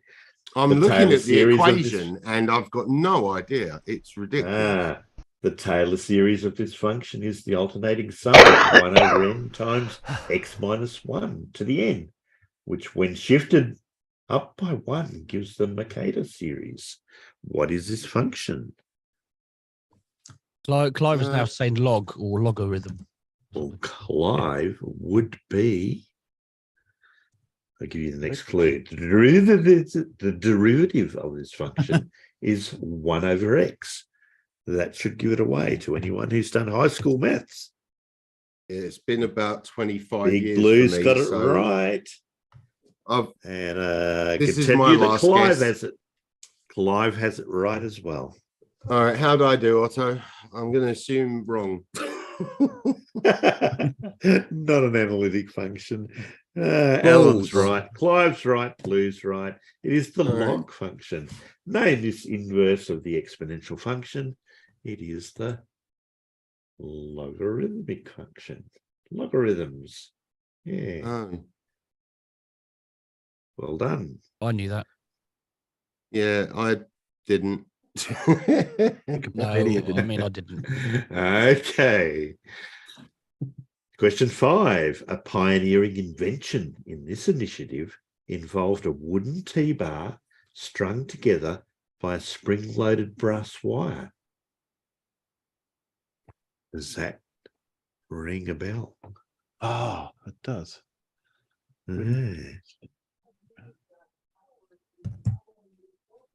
All right, first guess. Not the Cavendish experiment. Not the Cavendish experiment. No.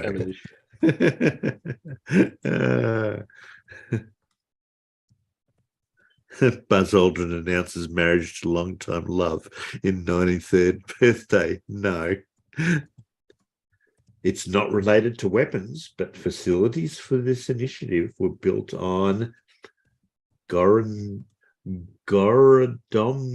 Island, thanks to Operation Ossovieken. I can't say that properly. All right, another guess. Okay, what are you guessing, Limey? Not spinning Jenny. No. I'm just going to put words together now.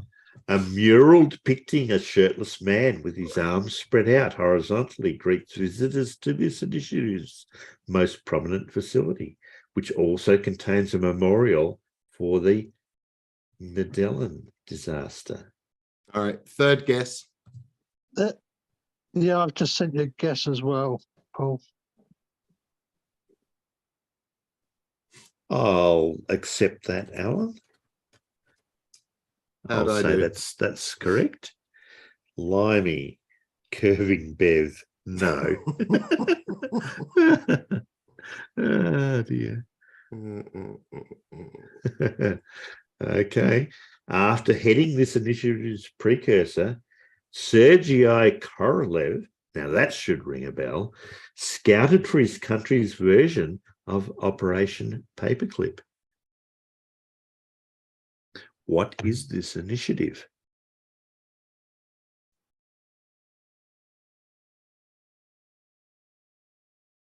Oh, yes. Yeah, I know now. I should have known to begin with. Okay, I'm looking forward to your answer, Matt. What is it? I've sent another one as well. Not the CIA, Limey. No, I'm afraid not. No. SETI. I'm guessing it's not SETI. I'm reading a lot of history right now. Not getting Nazi rocket scientists. No. Okay. Alexei Leonov was one of the 20 people to train others for this initiative. 20 people trained others. Oh, okay. Well, then. Oh dear. Donald B. Giles reprogrammed the Iliac 1 computer to monitor the intermittent beeping noise produced by one of this initiative's creations in 1957. Ignore my second to last answer, but how's my current answer? Might be too obvious. Not Morse code, not missiles, not recruiting the Red Army. Recruiting the Red Army? What? Oh, come on. I'm just like copy pasting stuff. I thought I'd do Down it on my to the finger. last clue. Wow. Name this program that launched the Vostok and Sputnik probes. Oh, for Christ's sake. It's on the right tip of my tongue. I know exactly what it is, but I can't think what it is. Hang on. Wait, no, this will probably be wrong as well, but all right, that's my final answer. Operation Paperclip. No. It was the that was the American version. It was it was the earliest Soviet rocket. I can't think what it's called. My mind's gone blank. Alsos? No. I'm just picking out words. Basically the first Soviet rockets to get humans into The space. simple answer was the Soviet space program. Oh, was it? Oh, right, okay. Simple as that. Son of a There you bitch. All right, I've gone down from 25% to 20%. I hate you all. Okay. How's your music history now? Chris Tomlin recorded a version of this song with a bridge that begins, "My chains are gone." What is this song? Okay. Oh, all right, there's my guess, and I'm going to make coffee in a second. You are correct, Triggered Limey. You All are right, the I'll be- first I'll one, be back. number numero uno. Oh, I had one in there. I don't know if that's correct though. What did you have, Timbo? Let's have a look. Timbo Turtle, you got it right too, but second to Triggered Limey. According to the last verse of this song, the earth shall soon dissolve like snow, the sun forbear to shine. No, it's not Fleetwood Mac. Song? It's Terry. not Fleetwood Mac, no. I could sing it for you, Terry. Yeah, Matt's got it right now. Yeah. Yeah. The opening lyrics of this song are quoted in the pre-chorus of Broken Vessels by Hillsong.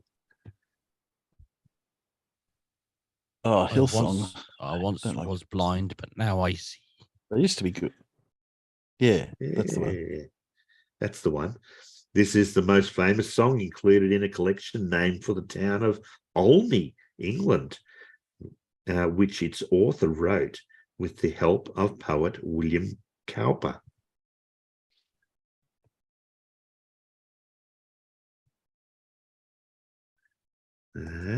Peanuts haven't got it yet.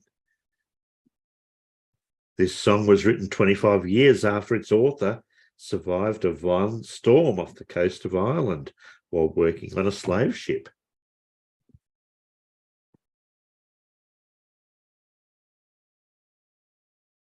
Not to Django Unchained. That's the song. You're right.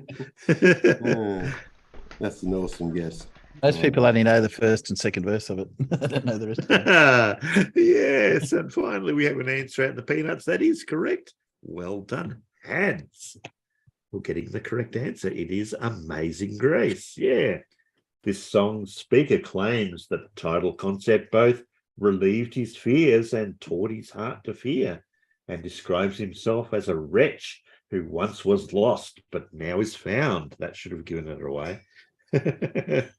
Name this Christian hymn by John Newton, which remarks how sweet the sound of the title concept. It is Amazing Grace. Yeah. No singing. No singing. Oh. It's just me that's all right. I was only Alan's allowed. I'm not allowed to sing. Okay. Question 7. A seminal paper on this process introduced Larson's laws, the second of which states that it occurs in regions in virial equilibrium. What is this process? That was that. Recently, theories of this process have taken into account supersonic turbulence, which may explain why it occurs in regions with filamentary structure. Now, I have to say, Matt, this is your kind of question. Oh, is it? Okay, I'm not paying attention. Yeah. It's astrophysical. Yeah. Well, don't forget, astronomy is not really my thing. Okay. The magnetically supercritical conditions required for this process are achieved when ambipolar diffusion increases the mass to flux ratio. What is this process? It's not marmalade production. Oh dear.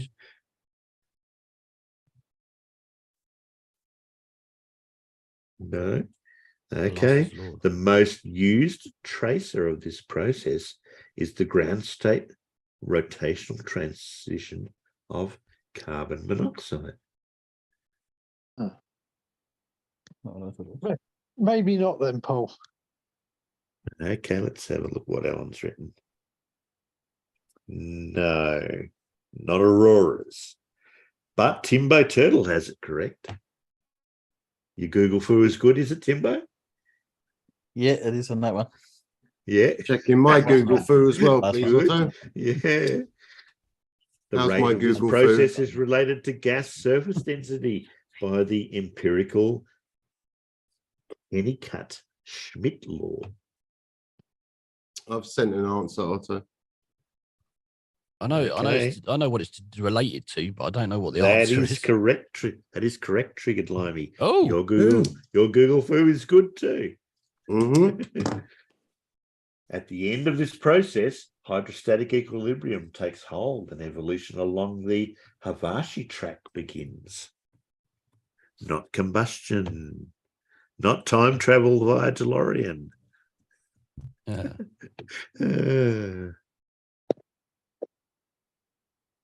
Triggered Limey's got it right. This process mostly occurs in giant molecular clouds. There you go. That's what I was thinking of. Giant molecular clouds, strange things. This process begins when gas in the ISM undergoes gravitational collapse. What's the ISM?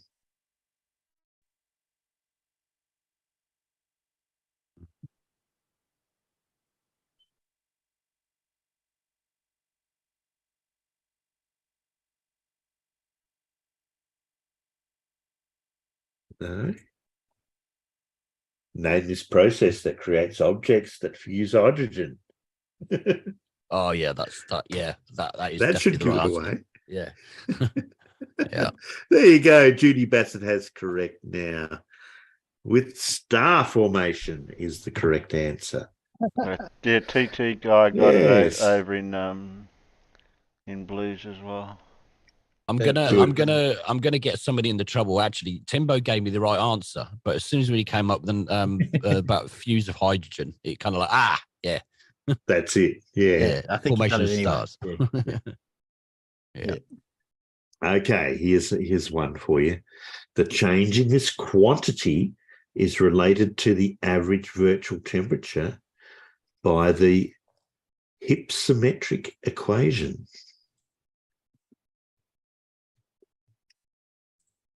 I can just hear people typing in hypsometric equation. Trying to do this one without Google. The LFC is the value for this quantity for which an air parcel experiences positive buoyancy. What is this quantity?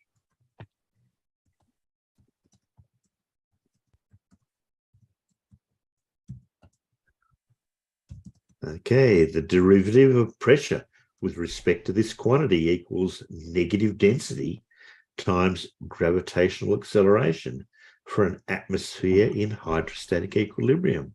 What is this quantity? That's not what I thought it was then. Not Timbo, not lift. No, it's not. No, it's not that. All right, I've sent a guess. In inversion layers, the negative of the derivative of temperature with respect to this quantity changes sign. The change in temperature as this quantity changes is the lapse rate. What is it? What is this quantity? There you go, Paul. Yeah, I'll accept that, Alan. It's not the word I was looking for, but that'll do. Yes, but I know what you mean. I can't spell the other word very easily. You can't spell the one starting with A. I can't spell the one starting with A. It's got too many letters for typing on my With phone. A? Okay. I'm definitely wrong then. Aircraft measure this quantity by assuming that it is proportional to the logarithm of the atmospheric pressure measured by a barometer. What is this quantity? We've got half our peanuts over in Blue's bloody chat answering questions instead of being over in here answering them. Well, I'm not looking at Blue. I know. So tell me what their answers are. Is it that by any chance? Matt has it correct. It's yes. only because he says, "Oh, you can't put the word that starts with A." Yeah. And Hads has got it correct, and so has Tiny Captain. Yeah, well, an aircraft. Is the one I sent the one that you will accept, even though it doesn't start with A? Yeah. Well, put two and two together. You're gonna get 4 for sure. You would have got it by this one. The death zone is at a high value for this quantity because oxygen levels are too low to support human life. Name this quantity that is the distance of an object above the Earth's surface. Oh, well, if you can't get it then, well then. If you can't get it from that, you're really a flat earther. Yeah. Well, I must be a flat earther then. But according to chemo, apparently altitudes above Everest, it's quite possible to breathe. It's no problem at all. It's fine. Oh, yeah, really? Without oxygen. Yeah. I'm sorry, I'm a flat earther then. Well, there's the same percentage of oxygen there. It's just that the actual quantity is not much. Yeah. Yeah. Yeah. All right. This is the one that you should get easily. This was the most famous commercial product to make use of the anti-flash white pigment. What is this product?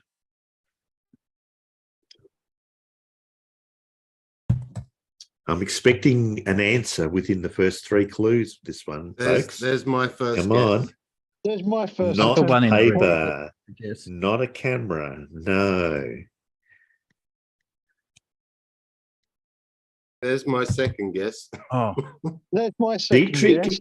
Dietrich Kickerman created a unique combination of ogival and slender delta designs for this product. What is this? That's the one, Alan. There's my next 2 guesses. Not toothpaste, not washing powder, not Tide detergent. No. This product unusually lacks an APU, necessitating the use of a start cart before its operation. What is it?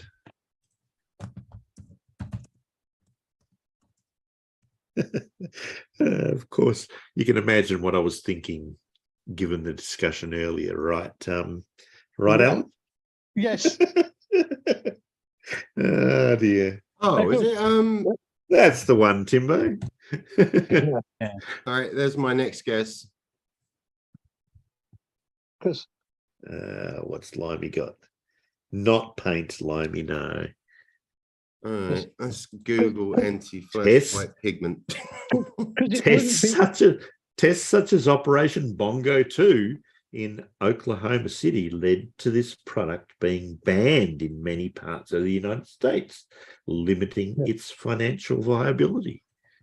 What is it? I didn't know about that one. Interesting. Yeah, because it wouldn't be one of the 3 military products, would it? I'm giving you an answer. I'm not sure. I'm not sure this is the right answer, but I've just given you an answer, and I've missed most of this.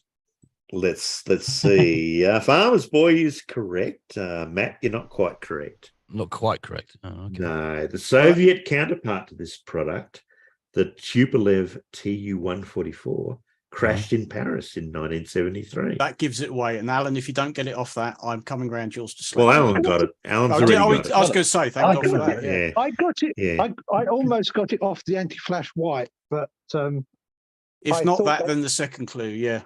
Yeah. There you go. All right. There's my other guess. Supersonic flight. Well, kind of, but that's not really specific enough, Limey. The British and French firms BAC and Aerospatiale collaborated on the design of this vehicle. That should give it away. Oh yeah, I know the answer now. Yeah. Yeah. What is the answer? I'll tell you right now.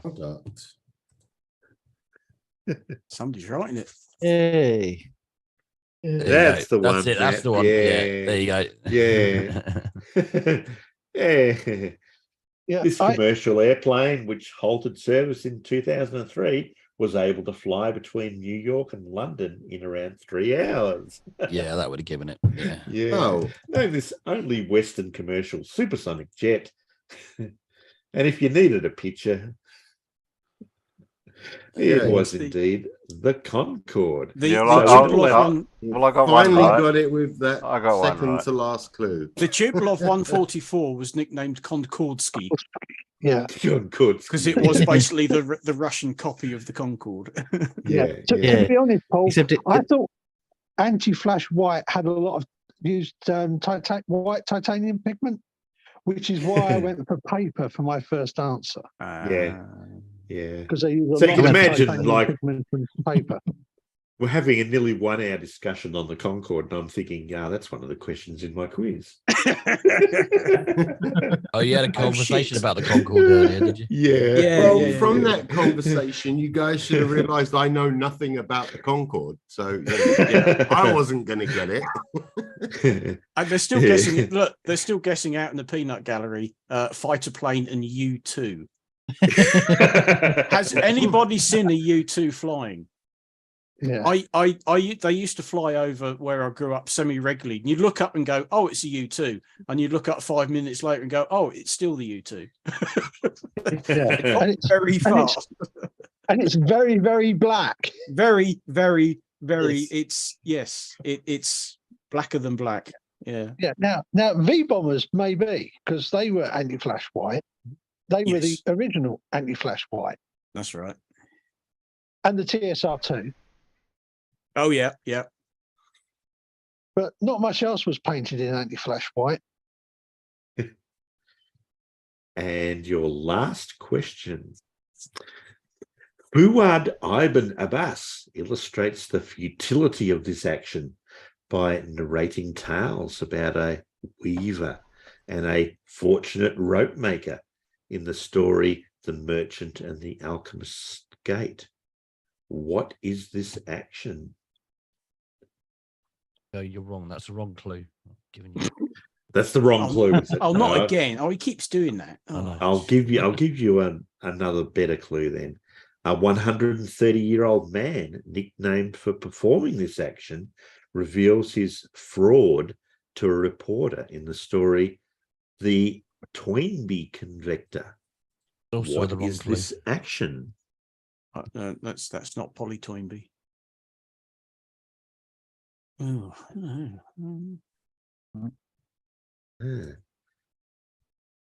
After performing this action, the protagonist of another story learns that Deutscher, not Keith, has won the election and bears Travis's and hears Travis's rifle make the title noise. What is this action?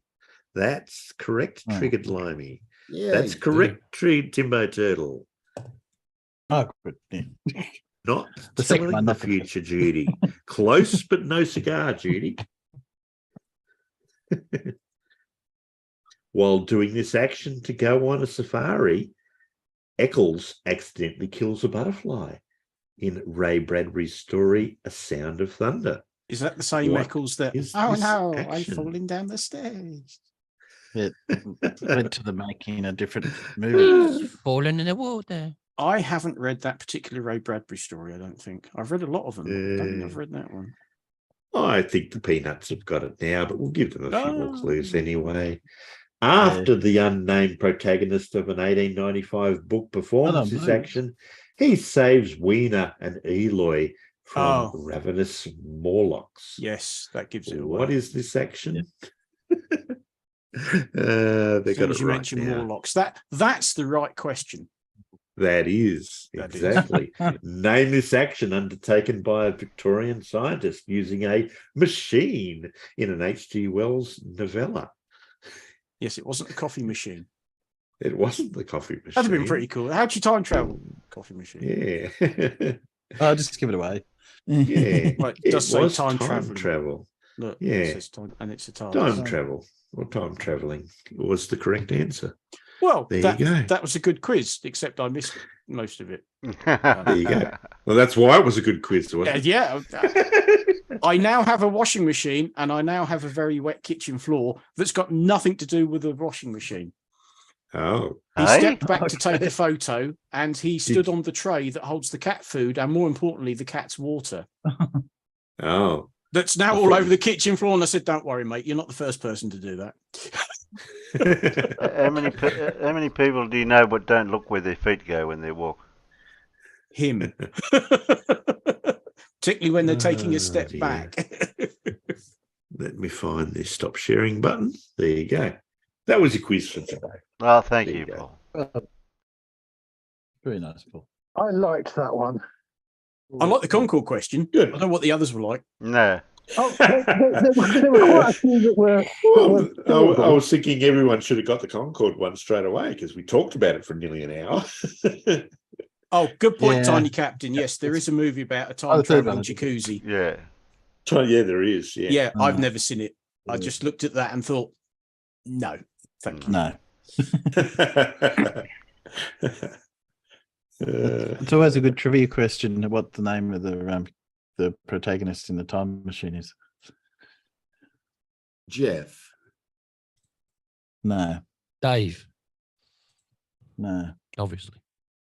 Let me put it this way, no matter what name you give me, you'll never get it. Did they never name him? No, he didn't have a name.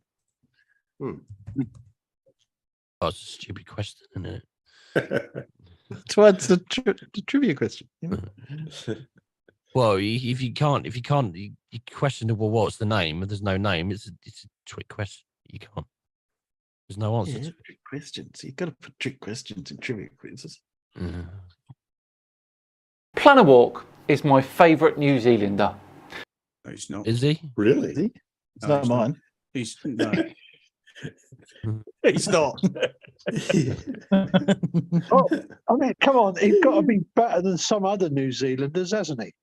Well, a certain New Zealander resigned as Prime Minister not so long ago, didn't she? Yeah, Or she gonna did. resign Yeah, anyway. she was threw in the towel. Yeah. She is something. Yeah, she's quitting. He wants to be a mummy. I think Bilbo is my favourite. Yeah. I mean, how do we feel about that Mr. Harris guy? That New Zealander. Lindsay. Yeah. No, not him. And as I said, Bilbo's my favourite New Zealander. Hello. Who? Bilbo Baggins.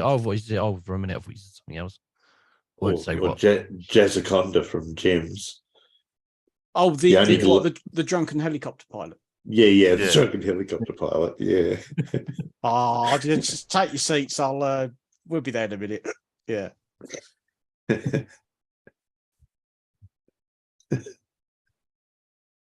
What's the matter, stupid cat? She still hadn't twigged it. She's got the run of the house. No, you haven't, have you? She's probably come to ask you what that strange thing is that you've got in your kitchen. It's just arrived there. Why does it smell different? The rest why is the floor so bloody wet? It was the floor so bloody wet. Where's my water? All over the floor. Yeah. I wouldn't mind, but I did top the water bowl up this morning because now it's all over the floor. I just slung some tea towels down and thought, fuck it, I'll take care of that after the show.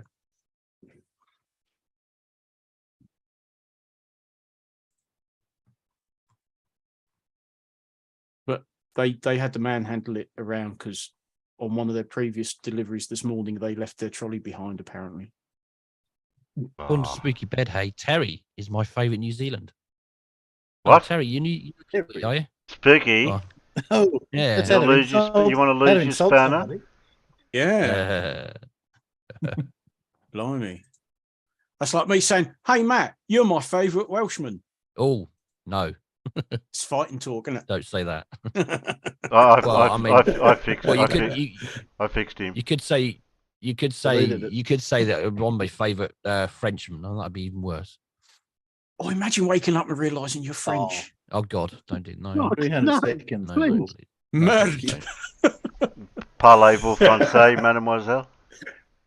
Je suis une rock star. What? Yeah, Femel Le Bouche. I mean, if you were really lucky, you'd realise that you were a Frenchman, but you were in Normandy, so that's okay. You're Norman, not French. Yeah. It's where my ancestors came from. That would be confusing. That's why I'm descended from Vikings. Yeah, I mean, I've met some Normans who are actually like that. They don't want to be French, so they are definitely Norman.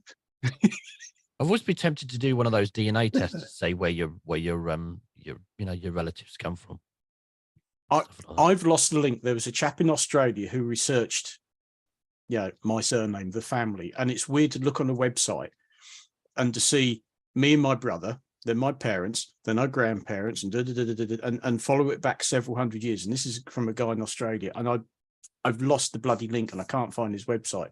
But he traced our family came over into England with the Normans in 1066, and of course the Normans are the Norsemen, which are Vikings. And he'd done all that. But it's weird to look on an Australian guy's website and see you and your brother and your sister and our parents and so on and so forth, and think, shit. Well, I suppose we're all related to Normans in some capacity or another, I guess. Probably. Well, you're telling me that Boy is a common Norman surname?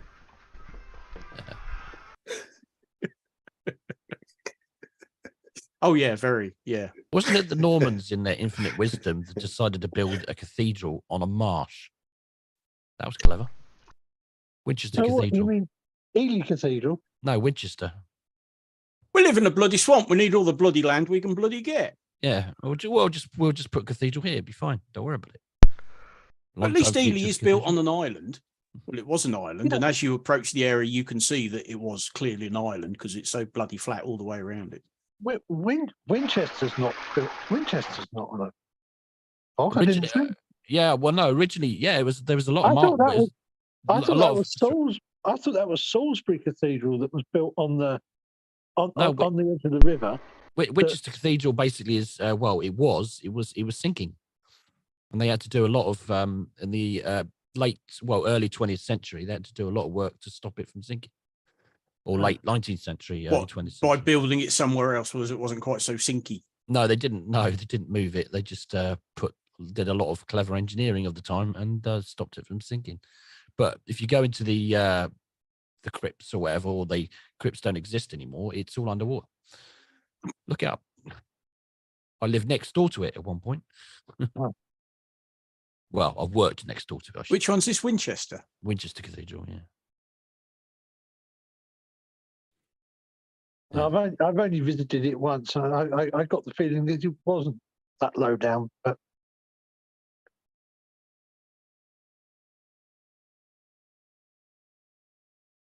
Yeah, pre-Norman times, it was there was a lot of marsh in that area, or at least the area around where Cathedral is, anyway, and probably the hotel where I used to work.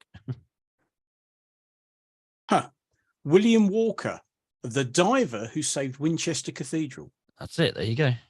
And there's a photo of this guy in the old traditional big brass, and all the pipes and everything. Yeah. He went in and put a whole load of structures under there to stop. Carried out repairs on the foundations of the cathedral to stop it from sinking into the ground. He had to descend into the murky water of 235 pits, each about 20 feet deep, to dig out rotten foundations and shore up the walls with concrete. What job? Bloody hell. Yeah. See? Normans and their infinite wisdom. Wow. Got a bronze bust in the cathedral out of it. So. Right. The Normans had constructed the entire cathedral on a floating raft consisting of a 15-inch thick layer of beech trees laid diagonally one on top of the other. And that's what was eventually rotting out and giving way. That's kind of how they built the A47 Acle Strait from Acle to Yarmouth. Yeah. Although of course they didn't use slave labour, they used French POWs. Yeah, which is not the same thing at all. Of course not. But that's how a lot of houses are built out in the fens. They're built on a concrete platform that acts as a raft. And as the fens are constantly draining, your house just drops down with the land. Yeah, or floats back up again. Or floats back up again, yeah, depending. But yeah, that's the theory, because you can't just lay proper foundations because there's not enough dirt there in the first place. And timber are like this one. They built another road down onto the same marsh that the A47's on, and they didn't float it on a raft. And within 15 years, they had to literally dig it all up and rebuild it again because it's got so many humps and bumps in it that support the material well enough. It got interesting if you tried to drive faster than 70 miles an hour along it. Yeah. I've floated a couple of roads, a couple of jobs where we put roads that float. Technically float, the material underneath is moist, so we put in appropriate material and have the road actually sit on the mushy soil. But not highways. Tend not to do it with highways.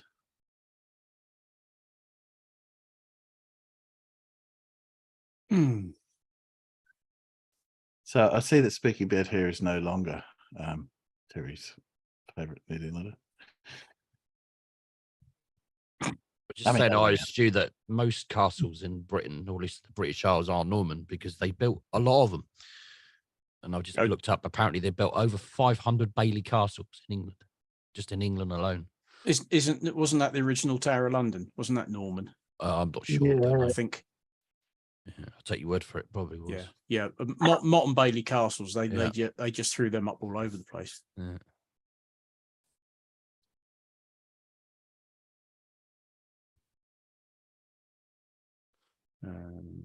Although the closest castle to me is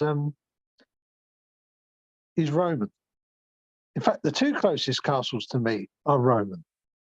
I didn't know Romans built castles.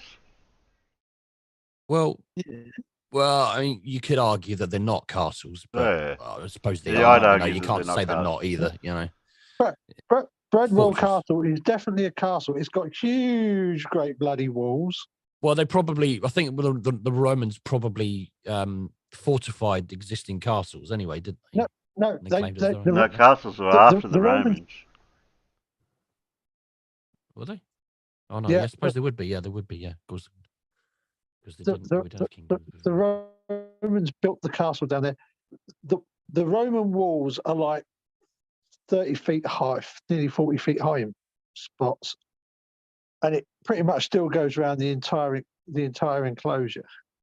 And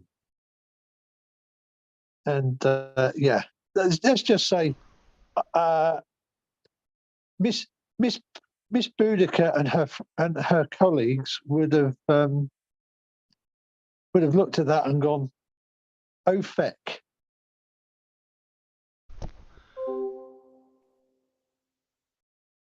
Well, Wally dropped.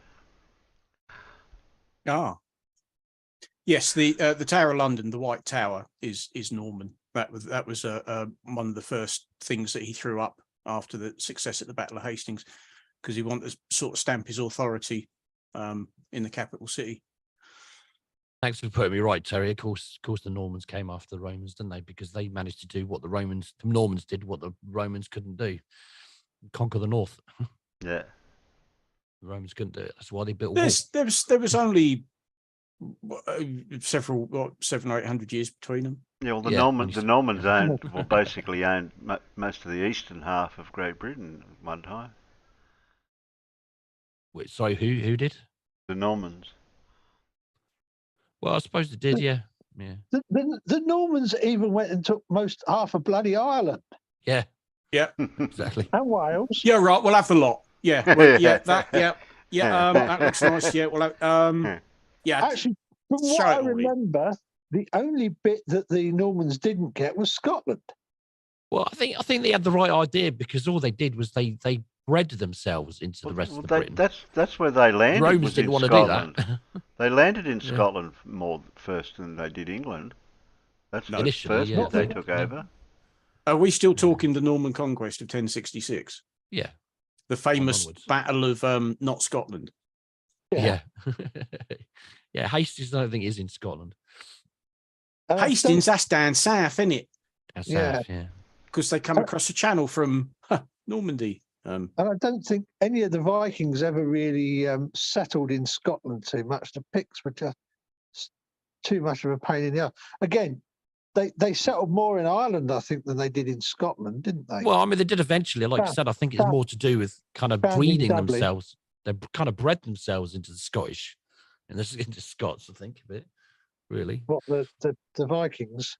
Yeah, well, yeah. Earlier, a couple of 100 years earlier. Yeah. Well, I was mixed up with the Vikings and the Normans, sorry. Yeah. Well, it's an easy mistake to make because, of course, the Normans, the name Norman comes from Norsemen, and that's where the Vikings settled in northern France. That's why it became known as Normandy, because that's where the Vikings settled. Right, okay. Normans is a contraction of Norsemen. And that's why they established their first communities in France. Pretty much was the northern part that we now call Normandy. Yeah, yes, but there was I mean, we most certainly were in the Danelaw, weren't we, farmers? Yes, definitely. East Anglia was Danelaw, and of course the Angles. Yeah, and the Saxons. Yeah, hence. That's where East Anglia comes from, the East Angles. Oh yeah, basically, Britain as we know it now was invaded and settled by just about anybody with a vested interest in the status quo. You said Angles, I can almost imagine Bev, his ears pricking up. Who said Angles? Who said Bangles? Oh, angles that have got nothing to do with geometry. That can't be. That can't be right. That can't be right. The really funny thing, is that the local Britons invited the Saxons over as mercenaries to kind of protect them after the Romans left. Yeah, see how that worked out. You know, Irish just put in the chat, for those of you who don't know what Buckfast is, it's a horrible drink. They said the Vikings didn't like Buckfast. Bloody right, they didn't. Oh, Buckfast. Oh, Wally decided to put his clothes on. He didn't come back naked. Yeah, nobody wants to see a naked Wally. No. Well, I don't think so. Anyway. I don't think we should let Wally out until he actually speaks. It's not coming in here and putting stuff in the internal chat is not good. Oh, enough. He does speak. Does he? He does, yeah. He does in his videos, yeah, but not here. I think most of us have spoken to Wally before at some point, haven't we? Oh, God, yeah. No, I haven't. Not directly. I speak to him on chat a lot, in Discord an awful lot, but I never, not in voice ever. Unlikely at the moment. Unlikely at the moment. It's obviously somewhere where he really doesn't want to sort of unmute the mic. Oh, fair enough. Yeah, probably. You know, 99s or he might be in the environment where he can't speak. Yeah. In the environment. No, he's probably out of the environment. You know what I'm referring to. The boat, the ship with the front fell off. That one. Is it supposed to do that? Well, obviously not. No, the front's not supposed to fall off. Start. That's still one of the funniest sketches I've ever seen. Oh, that is hilarious. Yeah, and then the front fell off. Well, we've been going for 2 hours and 55 minutes nearly. What, Farmer? What? We've got a video. We've got to play. Timbo Turtle. Just whoa. No. I got some videos here. We've got to go through. Quick, show some videos whilst. No, I'm not even going to say that. Just go for it. Yeah. Okay. We've got a Timbo Turtle here that says Bev gets straight to the point. What? No, he doesn't. Hey. Ever. Well, that's a contradiction. The only time he'd get straight to the point is if somebody stabbed him with a knife. Something's not right here. I think Timbo's got some explaining to do. Oh, well, it's one of them, is it? I think he better. Are you well enough to do anything for me, Matt? I could do, but it's You can do it, Matt. You can do okay. it. Oh, okay. I'll do it then. Terry, can you press play, please?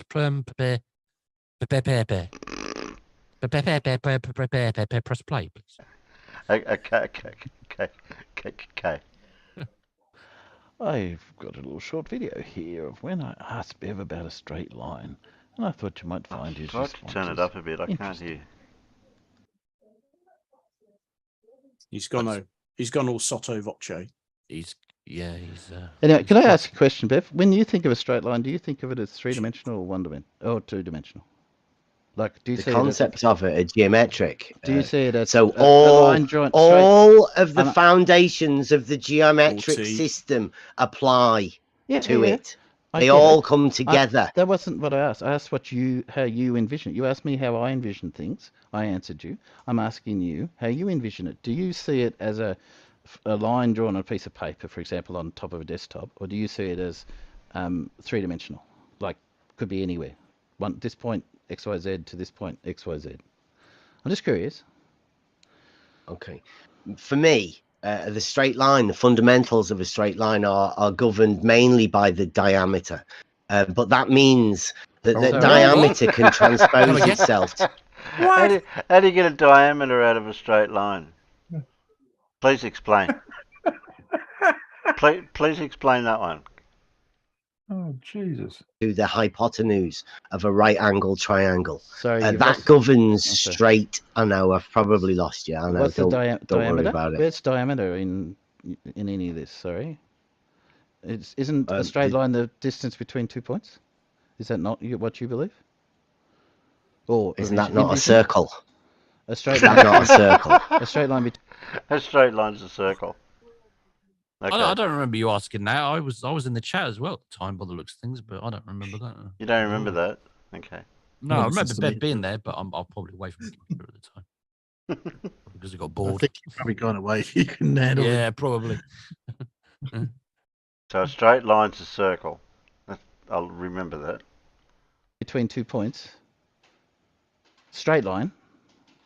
The word straight line is a straight line, not the shortest distance between 2 points. Isn't that not how you guys like a radius? A radius would definitely be a straight line, wouldn't it?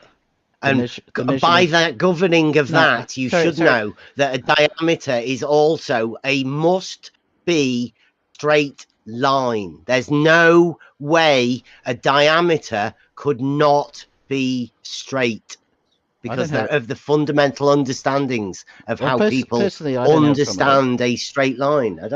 I personally don't have a problem with it. Good. Or diameters, whether it be on a plane, a circle, or a sphere, or a straight line. The diameters, yes, they're straight lines. They have to be. Otherwise, you lose the relationship of pi within your fundamental mathematical structure. But I don't understand why, when I talked about a straight line, because funny enough, straight lines are outside of circles as well, why you had to bring diameter into it. I don't get that. Because at least we can have a fundamental understanding that there is no other way with a diameter. The moment you talk about diameter, you're bringing in pi. And the understanding of that is absolutely mathematical. Did I bring up? Right, so we are all in the fundamental understanding of our mathematical knowing about what straight is. That's why I brought it up. So, I understand what you said through there, but you still see straight line as just the shortest distance between 2 points, right? In reality, yeah, that's fine. It can be measured, can't it? To be so. It can be measured. He won't answer the question. That whole other thing just to say that. That's just weird. Okay. Just so you absolutely know, right? There can be no mistaking now what I consider a straight line to be, can there? And because initially it was just I wanted to know whether you saw it as a planar, like on one plane, or whether you saw it as it could be three-dimensionally anywhere. That was all. Yeah, like a diameter of a circle, it can be anywhere and it can be used in any orientation. It's a straight line. Everybody understands what a straight line is, and that they can put it anywhere in reality in any orientation for it to be a straight line. Has anyone had a problem with it? You guys are about to, yeah. You're about to have a problem with what you just said. Well, the very fact that I'm talking about this straight line being a straight line and Euclidean, yeah, you're going to have a problem with it because you've got a model. Has anybody got a problem with it? I don't think any of us have got a problem with it. Oh, I spoke up. Oh, well, there you go. Next time you need to draw a straight line. But Matt got his 2 cents worth. So that and get your radius right, and you'll be all set. This is Timbo Turtle. See you later.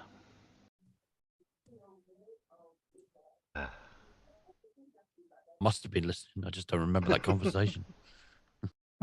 Has anybody got? I think probably what I was trying to do is end the conversation at that point. Has anyone got a problem with it? No. Okay, move on. He definitely doesn't like to use words similar to what we use, like when you said a straight line's the shortest distance between 2 points. He didn't even go anywhere near that.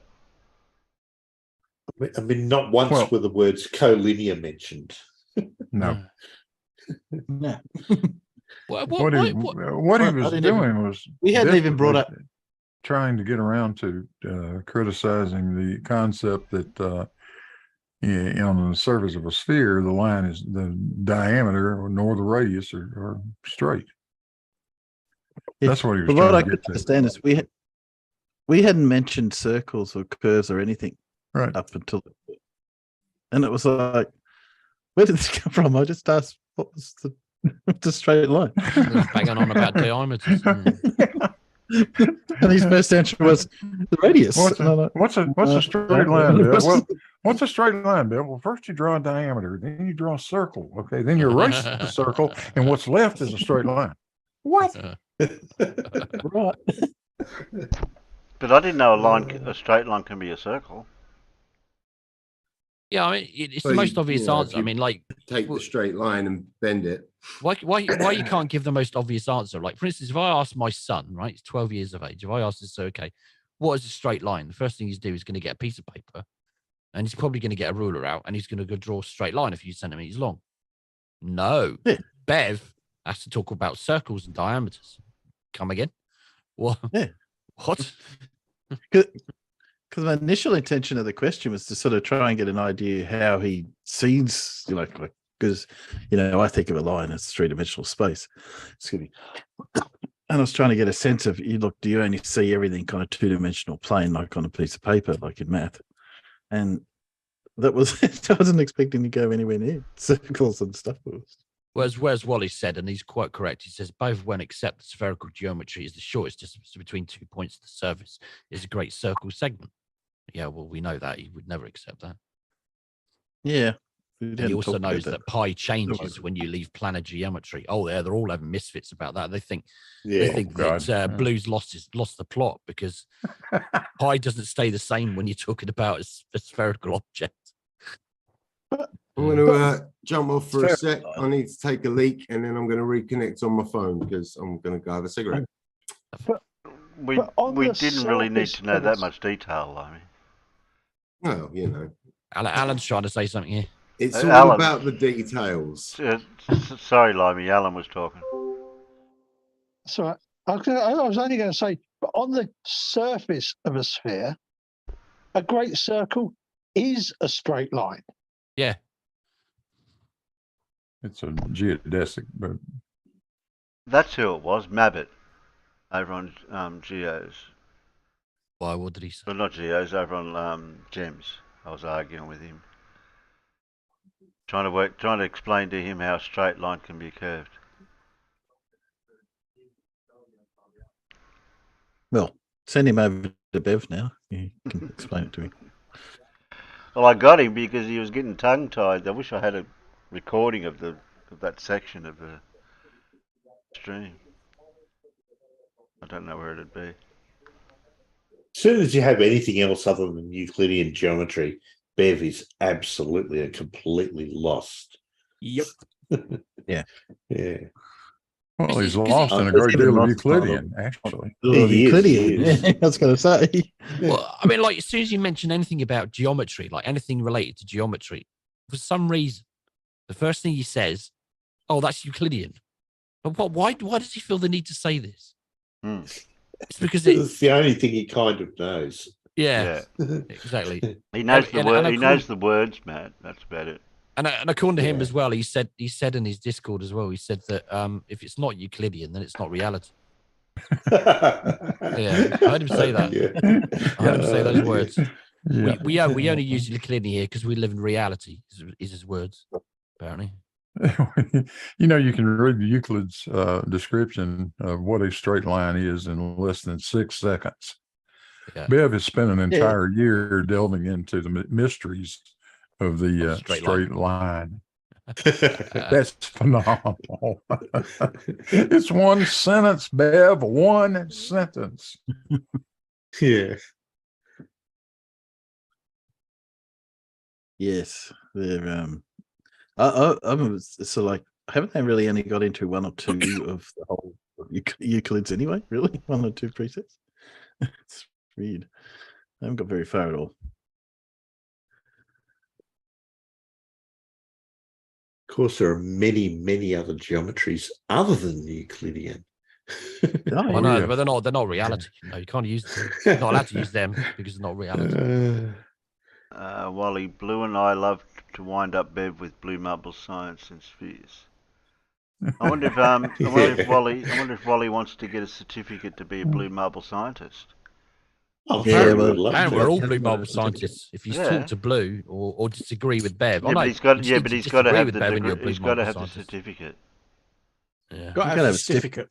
Yeah. Wally, you want the certificate? Certificate. Blue marble scientist. You gotta have a blue marble. Everyone get out your blue marble certificates. I want to be certified. Well, apparently I also have a scientific method, the blue marble scientific method, which I have no idea what it is. Really? I didn't know I had one, but apparently I do, according to Bev. Okay. So, if anyone finds out what my scientific method is, please let me know. Okay. Okay.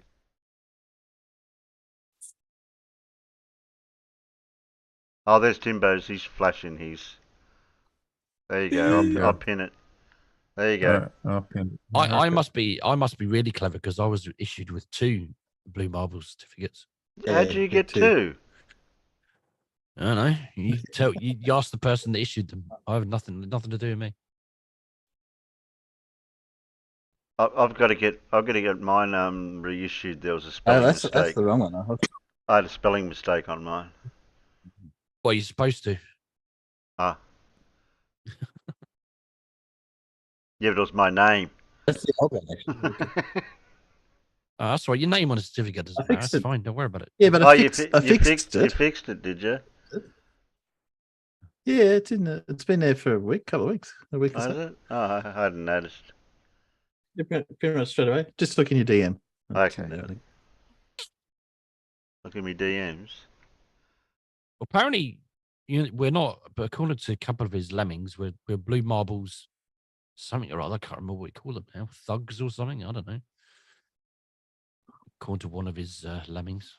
I'm not a thug, and anybody who calls me that, I'll fight them. Ah.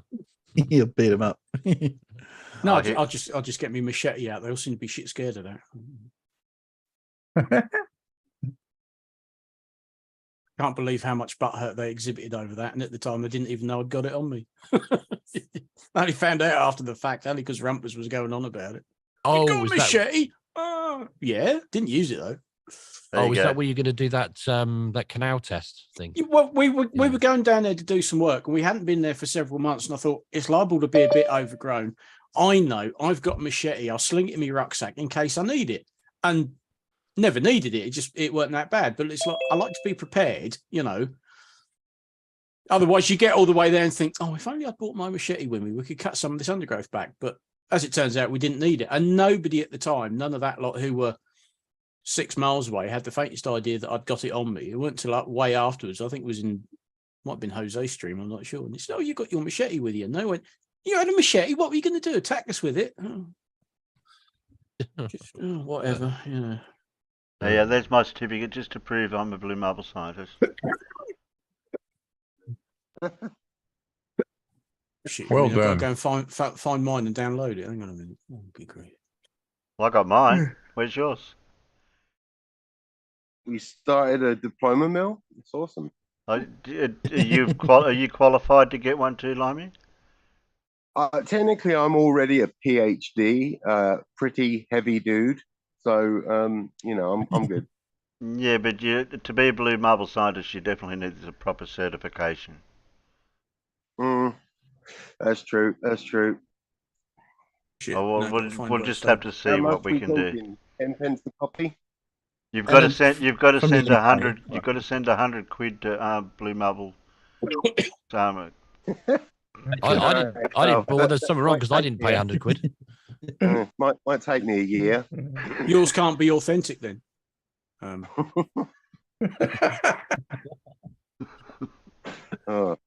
don't make that much off YouTube, so yeah. Maybe I can get it. Farmers is flashing these too. There we go. I've got one. That's good. Yes, you've got it. Thank you for that, Farmer's Boy. Now all I got to do is a screen grab, and I've got my own. Hey, you know who doesn't? You know who doesn't have one? Who? You don't have one. I don't have one. Blue Marble Science doesn't have a Blue Marble Science certificate. Actually, I was working on I was working on special ones for you and Alan's got one too. There you go. There's Alan. Yeah, where's mine, Timbo? Yeah, where's yours? Yeah, I was working on a PhD for you, Paul. They spelt yours wrong. That's right. They spelt. You said you were going to give him a PhD, didn't you? They spelt yours wrong. I want a blue marble. I want a blue marble doctorate. The doctorate. Okay, we can be a doctorate in blue marble science. Yeah. There we go. With it. Timbo, Farmers has got a spelling mistake. Oh, yeah. It should say agricultural adolescent. How do you know I wrote it? There you go. There's mine as well. Just for proof. You see it? Yes, it has some special stuff on there, like the. Have you seen what NEA stands for, and some of the text? Oh, it doesn't matter. It's all right. It's fine. I mean, it's changes to. I mean, it's about as useful as a best certificate in surveying. Yeah, but it's proof that we're certified in blue marble science. That's right. What is blue marble science? We don't know. Anybody define it? That's the problem. We don't know. No. Blue marble. Do you know what blue marble science is? No, I don't. I don't have a clue. Oh, really? Oh. But we got certificates. Blue marble science is anything that opposes the bullshit that Bev says. Oh, okay. And it's more authentic than Bev's so-called certificate that he's got. On the back way, I don't have a key because I'm smoking. I can't walk through the house. Okay. I'm smoking. Oh, sorry, guys. I didn't mute myself. That sounds like a you problem, Limey.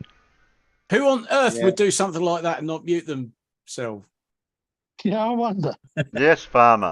And why you all let it go on instead of Terry just muting me? No, we were listening.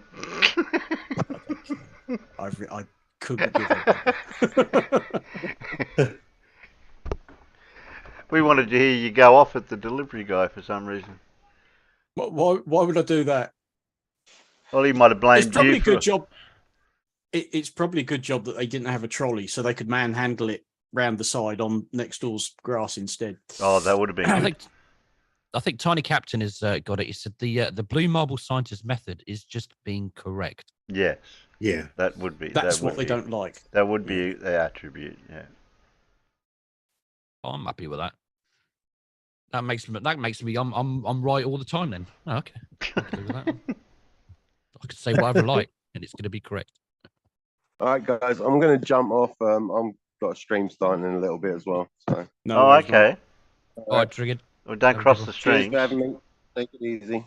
Thanks, Limey. You, Limey. Have a good one.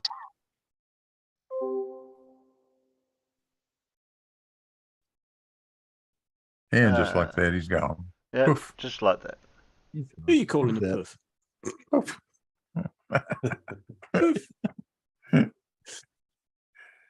Oh dear. Do you think we can squeeze out a couple of videos? Yeah. What are you going to say then? What? Nothing. Squeeze something out. Hang on a minute. Matt? Yes, Terry. You're delusional. Well, we know that. Well, yeah, that's a given. I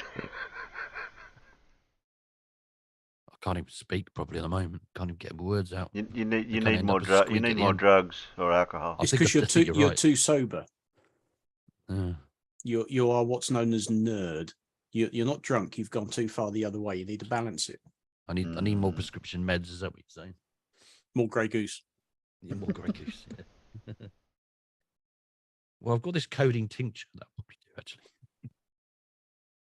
I wonder if Wally would Does mind actually. if I played one of his videos. Do you think he'd mind? I doubt it. Do you mind if we play one of your videos? Oh, yeah, I'll do it actually. Yeah. What?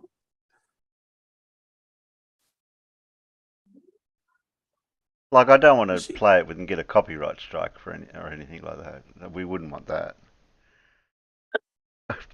How do you spell play, Wally? Aptly, Playa, play. Have you got dyslexic fingers again, mate? Yeah, Wally. You, Wally. So as yeah, you might want to. Yeah, I'm just getting it all first. sorted over on my end. Get that sorted over there. So you can see that, even though I've got it round the wrong way. That don't matter. Mm-hmm. What's he on about? I don't know. Why are you whispering?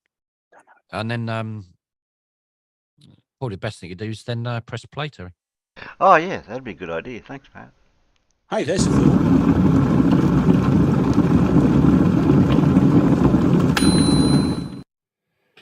Hey guys, I was watching a wide awake video and something just slapped me fair in the face. Alright. G'day everybody, where's Wally here? Well, me old mate, There's Wally. Aussie legend, No Fanfare. Well, he has kept his head down for a long time, but I guess he saw something and rather than properly doing his own research, he jumped to a conclusion and saw something that he mistook as flat and jumped back up on his soapbox to make a fool of himself once more. Thanks, No Fanfare. Yay. Been missing you, mate. Hey, Wolfie, what do you think? Is No Fanfare onto something, or did he fail hard at seeing the obvious yet again? Yes, Wally. Once again, we have flat earthers totally forgetting to do their own research. They should learn to trust their senses better, shouldn't they? And you can see from their own video, when properly synced, it actually does a very good job of showing Earth curvature, because the rocket wasn't visible for the first 20 or 30 seconds of its flight. Thanks, Wally. Wolfie. Thanks, mate. I will give you the shortened version of NFS fail, and then I will show you why he's a goose. See if you can spot it. So first of all, No Fanfare, he mucks about trying to get the Earth curve drop, so I'll do a Walter Bisland just to be sure. And I did read in the comments that Wide Awake mentions he's more likely 110 miles away and 90 feet up. So No Fanfare goes on for a bit, then he tries to state the hidden as multiples of Falcon Heavy height. Not sure why. So, from Wide Awake's viewing point, there would be a little over 25 and a half rocket heights before you would even see the nose of that rocket. Let's skip all that silliness and get to the meat. Actually, I'll start by playing my synced up video, because anyone who knows me knows that, of course, that's exactly what I would have done. So I grabbed the SpaceX official launch to landing footage. I also got a good friend of mine, Astronomy Live, and some dude called Reds. They had a uncut launch to landing video too, so I stole a bit of that. At the top right I put Wide Awake's full video too, and I will play his audio as the one we're going to hear. Now I'll play some more of No Fanfare in the bottom right quarter, while the boosters are coasting back to the landing zone. Enjoy it and pay particular attention to the first 30 seconds. Three, two,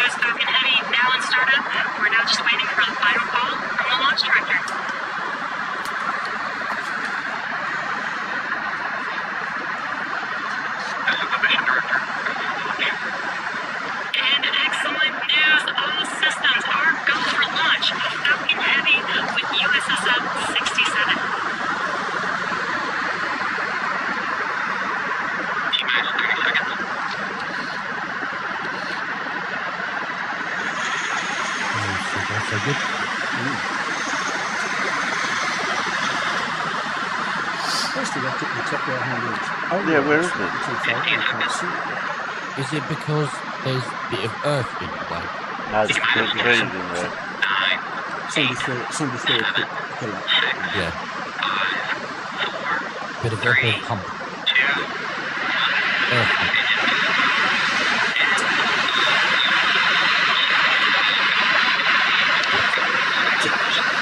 Oh, there it is. Oh, there it is. Oh, it took this time.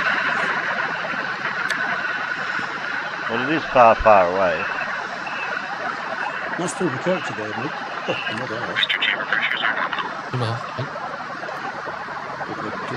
No fanfare, he did put in a lot of time and effort into this. Pity he did the wrong thing by synchronising on the audio.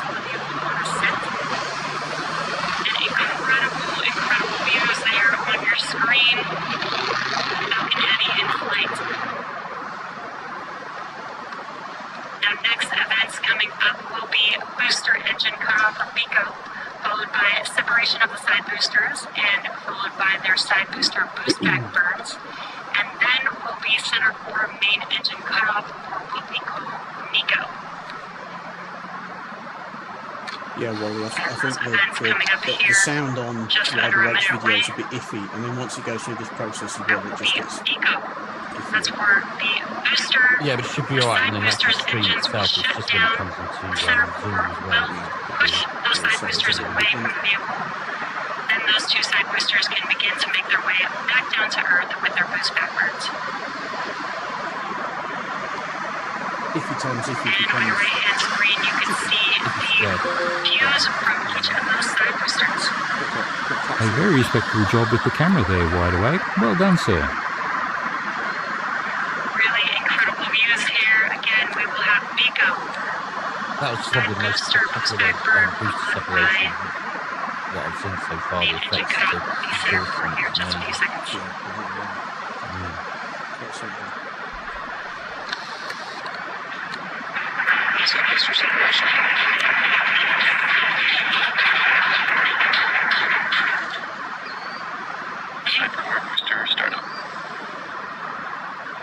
Incredible views.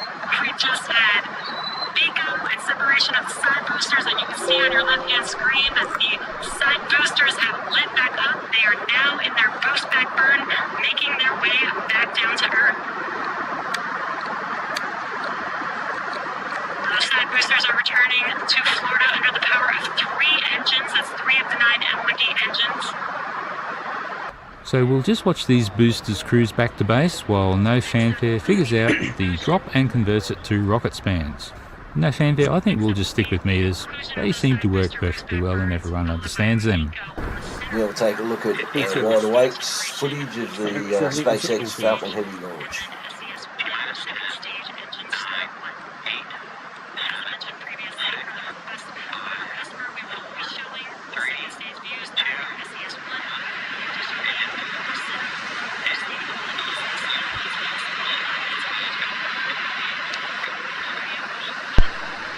SpaceX screwed up their screen a little bit there. Right, I've got Wide Awake's video clip of the launch and the original launch synced side by side. I've synced the audio, but the audio on the original, when he says 9, the clock goes to 8.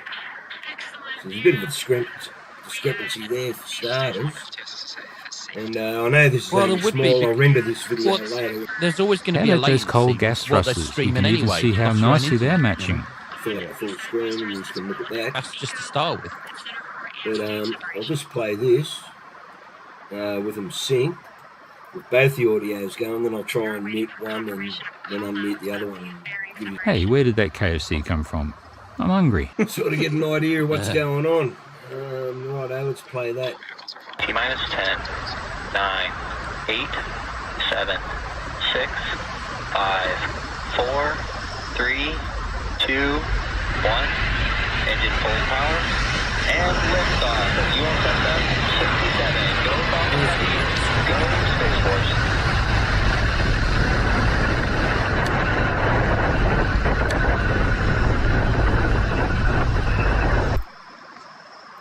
Right, let's mute wide awaits audio. T-minus 10, 9, 8, 7, 6, 5, 4, 3, 2, 1. Engine full power. And liftoff of USS 67. Go Falcon Heavy. Go Space Force. Go what heavy?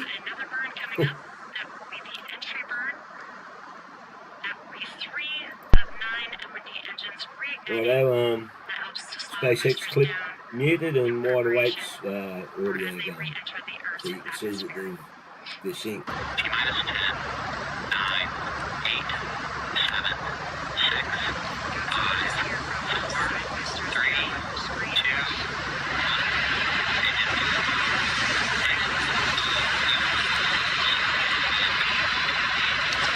1. The entry burns for the side boosters have begun. They're Righto, unmute that now just about and 12 we'll go seconds back long. and see this sync together. T-minus 10, 9, 8, 7, And the entry burns for both side boosters have now concluded. 6, Now 5. next up will be the final burn for each of these side boosters. That is the landing burn. It is just a single engine burn, the 789 engine. Each one of these M1D engines have about 190,000 pounds of thrust. So that is enough to slow the vehicle down just in time for landing. And you can see the coast of Florida in the 2, 1. background. Engine full power. And liftoff of USS 67. Go Falcon Heavy. Go Space Force. Last about 20 seconds Well, I'll long. render them And we to are sync scheduled to land side on by landing side zone in 1 the and landing zone 2. full screen so you can watch There that. are those landing burns. T-minus Begun 10, on the side boosters. 9, Let's watch as they 8, touch down. 7, 6, 5, 4, 3, 2, 1. Engine full power. And liftoff of USS 67. Go Falcon Heavy. Go Space Force.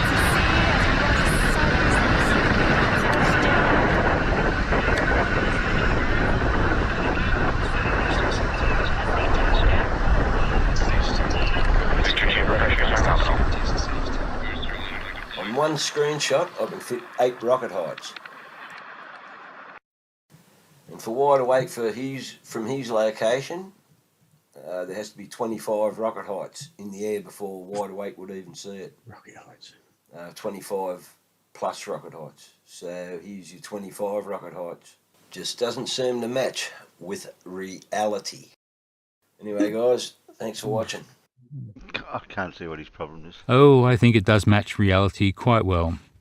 So here's the summary.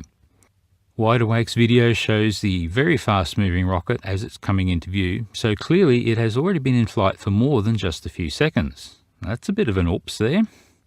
2, No Fanfares used audio to sync, which was not real good, as the live stream has transmission delays. He did not seem to be aware of this, poor guy.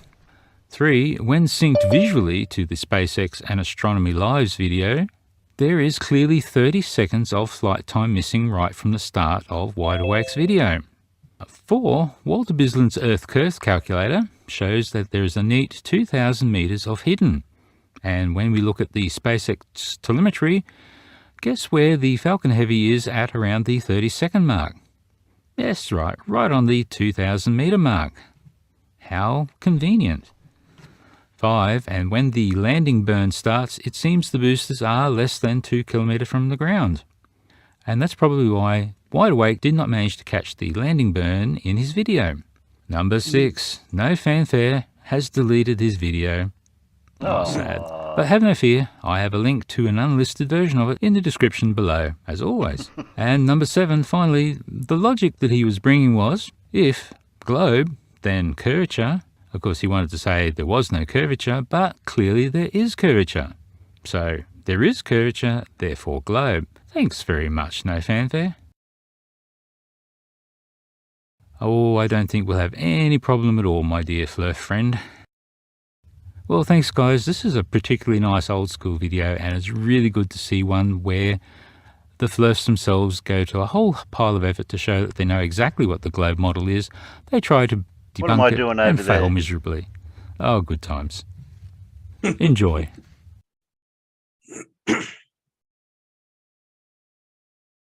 I seen myself heights sneaking up Oh, on and the side. finally, one more thing. I should do this submission. Is this a flat Earth claim? Yep. And did it fail gloriously? Almost certainly. Thanks, Dan.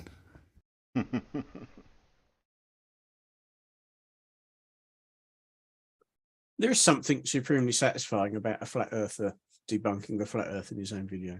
Mm. And the fact that he deleted it as well. Interesting. Yeah. Yeah, why would they If that do isn't that? a clear admission of, oh shit, I cocked up. Yeah, why would they do that?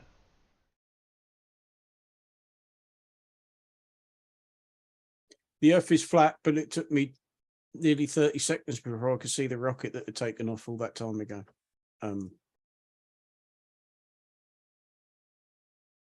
There's Wally says in the Jays, his own goals rules.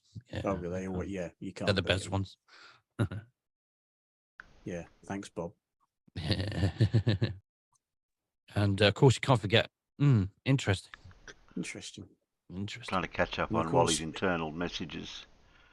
In days of old, it was Ranty, the globe earth prover, you know.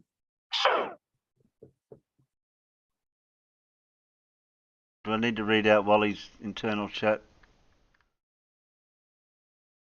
If you want. They still insist the rocket will land in the ocean. Yeah. Except for the ones that don't. Well, What yeah, about them? strictly speaking, quite often, the first They do. stage does land out in the ocean, only it happens to land on a barge. But that's only the first stage. The rest of it's in space by then. Yeah. Well, the thing is to forget is that, they always bang on about, all the rockets land in the Bermuda Triangle. Well, what about the ones that don't fly over the Bermuda Triangle? Yeah. Like the ones launched in Russia, like the ones launched in bloody China, like the ones launched in New Zealand.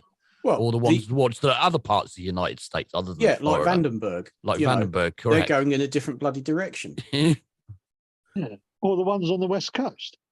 Yeah. Any of them that don't launch from Florida. In fact, I didn't even think the Florida ones went over the Bermuda Triangle. Oh, well, some don't, some do. You Too- know? Yeah, I thought they were too far north for that. Depends on the orbital inclination, I guess. Well, from what I remember, Kennedy's about halfway up the Florida panhandle, isn't it?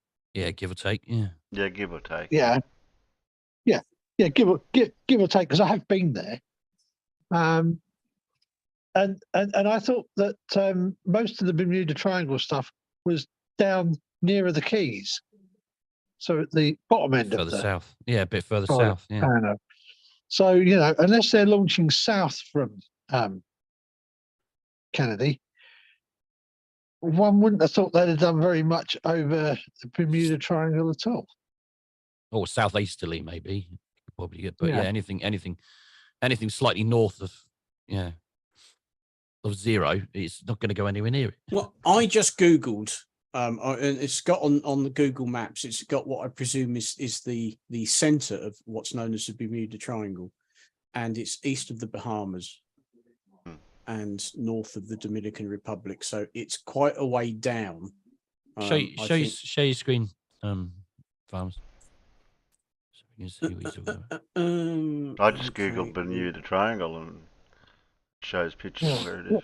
I was going to say, from my There. memory, the Bermuda Triangle kind of runs from Miami out, and then Yeah, I mean, it's not showing the triangle, but I presume that on Google Maps, this is the center of it. Yeah, so There's the give or Bahamas, take. Turks Yeah, and it's the Caicos, Bahamas, Dominican Republic. Yeah, and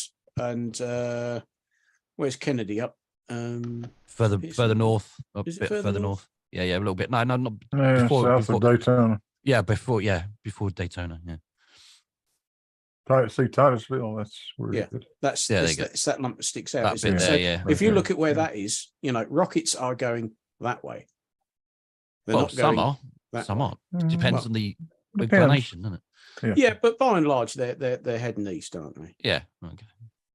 So, I mean, we all know that it's stop that. We all know that it's nonsense anyway that the rockets are going into the sea because you're not going to spend millions, if not billions, of dollars on something and just lob it into the ocean.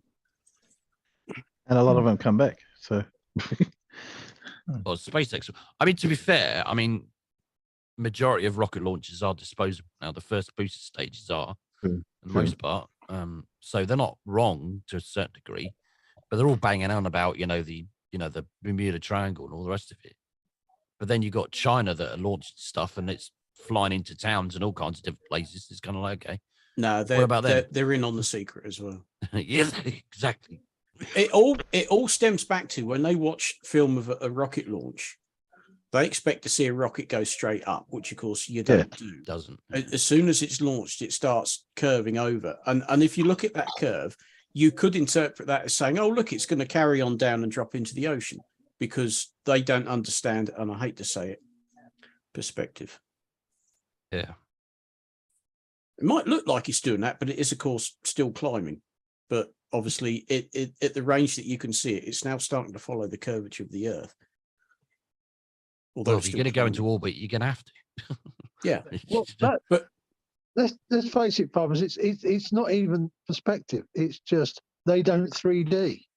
No flat earthers can 3D. They cannot conceptualize and visualize things in 3D, and they all expect rockets to go straight up because that's what rockets do in their little world.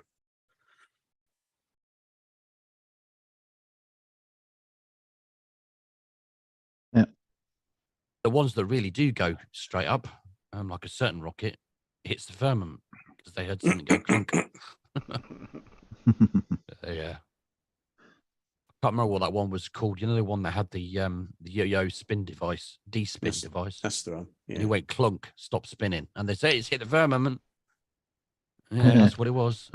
Except Go fast. That's it. Go fast. Alan, thank you. Yeah, that's it. Yeah. Except it doesn't explode. No, exactly.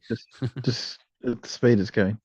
Can someone kick off my who's got powers, by the way? Can you kick off the Timbo Turtle that's got the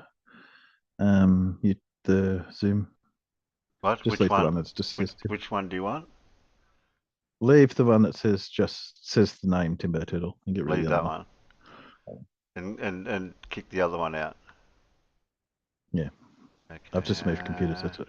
So that's the one you want to keep. Keep that one. The one that's got I'm talking to. Oh, the one I'm talking with. Okay, I've got you. Yeah. Which one do I do that? That one? Have I do the right one? That's it. You got it. Did I do the right one? Yeah, you got it. Report. What do you want to report? Report users. I don't want to report it. What happened? I'll tell you later. Include desktop screenshot. No, I'm not going to report. Don't report. Save having two people in. I'm not I was going to say silly thing about the Bermuda Triangle is that more things go missing in lots of other places around the world than the Bermuda Triangle. Yes. The Great Lakes Triangle, which is a much smaller area, far more ships go missing there than the Bermuda Triangle. Yeah, it's just got this certain story behind it that seems to have grown over the years, and this certain mythos behind it all. And yeah, a few aeroplanes and ships disappeared in a mysterious circumstance. Wasn't there a documentary on TV about planes or something coming back from it or something? There was the ones that feature in Close Encounters. Was that a movie? Wasn't that a documentary? Third kind. That wasn't a documentary. documentary. But there was a flight of Avenger torpedo bombers that were lost in that area, and it's basically because the guy who's in charge of the flight got lost, and they're all sticking together as a group formation, a squadron, and eventually they all ran out of fuel.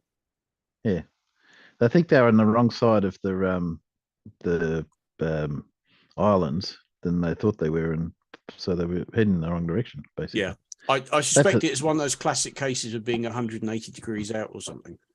And of course, you're out over the featureless ocean. It's not like you got landmarks to look out for. Yeah. And they weren't using the stars or the sun or anything like that because we don't know if it was sunny or cloudy or what it was. I was towards stars. They had nothing to navigate with. So. No, literally nothing. Yeah. You've only got to look at there was a mission that took off from Exeter during the war to escort bombers to Cherbourg. Yeah. And it turned out that the wind was they got themselves in this wind. You know, the wind was blowing 150 miles an hour faster than they thought it was south. So they ended up 400. They ended up twice as far down. So when they turned around and flew back, even though they couldn't get hold of Exeter on the radio, when they flew over Cherbourg, they thought they were actually back over Devon. Yeah. Well, of course, went down to land. It was World War II when they discovered jet streams. Yeah, because they were now flying high enough to encounter jet streams, and there were several tales of Lancasters going out on nighttime bombing missions, and all of a sudden really struggling and thinking, why aren't we going as fast as we should be? And they're flying against the jet stream because they're now high enough to be encountering jet streams. Yeah, and it still took quite a while for people to realise just what was going on. I think the biggest one for that was the B-29s from Tinian to Japan. Yeah. Because prior to that, we didn't have aircraft that really flew that high. And that's why contrails were never an issue, because we didn't fly that high. Now, all of a sudden, we're flying in the zone where contrails form, and it's like, oh, look, we're just advertising to everybody exactly where we are. No. They're chemtrails. They're trying to poison us. Well, All our minds. I remember one of the first big raids by the 8th Air Force, they effectively covered an area from the Wash to the Isle of Wight eastwards in a layer of cloud. Yeah. All the contrails coming off all those 4 engines of each plane. Yeah, just immense. Oh, there's images on the internet there. Changing the subject slightly and going back to what we were talking about before, because Wally can't talk, and to give him a fair shout, he said the shortest way to space is straight up. Yeah. However, if you want to stay in space, you're going to have to go round it. Absolutely. Exactly. Yeah. Yes, it's an awful lot of fuel to get something to go straight up, and then there was change direction. There was a gloriously funny conversation that Blue Marble Science had with SC Montreal about escape velocities. You remember that, Blue? Yeah, I remember that. Oh god, that was funny. Yeah. Oh my, that was so funny. There's a guy who hasn't got a clue. Yeah, he thought that you had to reach escape velocity to escape the gravitational pull of the Earth to get to the moon. Yeah. Well, it is Montreal after all. Yeah. I mean, Big Blue wasn't sort of like giving the answer away, but no, he wasn't. Blue nice. kind of, Blue kind of hinted at the answer a number of times, and he still didn't get it. It was hilarious. Well, it was too funny the way it was going. Yeah. I know. Brilliant. You did spell it out. You did spell it out, Blue. It's not like you didn't have the opportunity to twig, but I think you said at one point, didn't you say something like is the moon out of the gravitational field of the Earth or something? I can't remember exactly. And he said no. He said something along those lines. Yeah, but you still didn't twig. No, well, it's Montreal. It's a lot funnier just to let them talk. Yeah, it is. Yeah, it is a lot funnier. You're not going to change their mind anyway. No. Often I'm in trying to teach. Sorry. Often I'm in no point in trying to. Go, Blue. No, you go ahead. You go. No, you go. No, you go. Oh, one of you go. Bloody hell. Okay. Why don't you both? It's nearly 2 o'clock in the morning and you're arguing about who's going to go. Come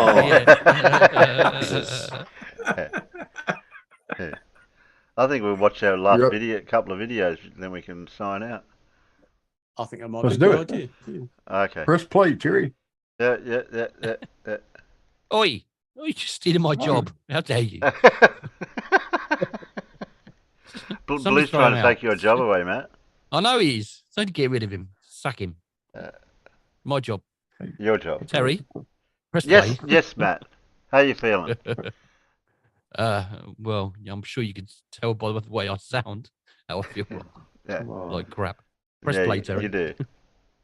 Hello, wonderful person. This is Anton, and today we're going to be discussing a new discovery from a relatively nearby star system, the system known as TOI 700 or TESS Object of Interest 700, where the scientists have recently identified another really intriguing planet, potentially Earth-like planet, orbiting in the habitable zone of the star, which actually makes the star system one of the most exciting nearby stars because it seems to contain two planets with potentially Earth-like conditions in the region of the star system where we do expect liquid water and maybe even atmosphere. And so let's talk about this discovery in a little bit more detail, and let's actually talk about some other exciting star systems that in the last few years the scientists have identified as having a really high chance to maybe contain an Earth-like planet with maybe liquid water.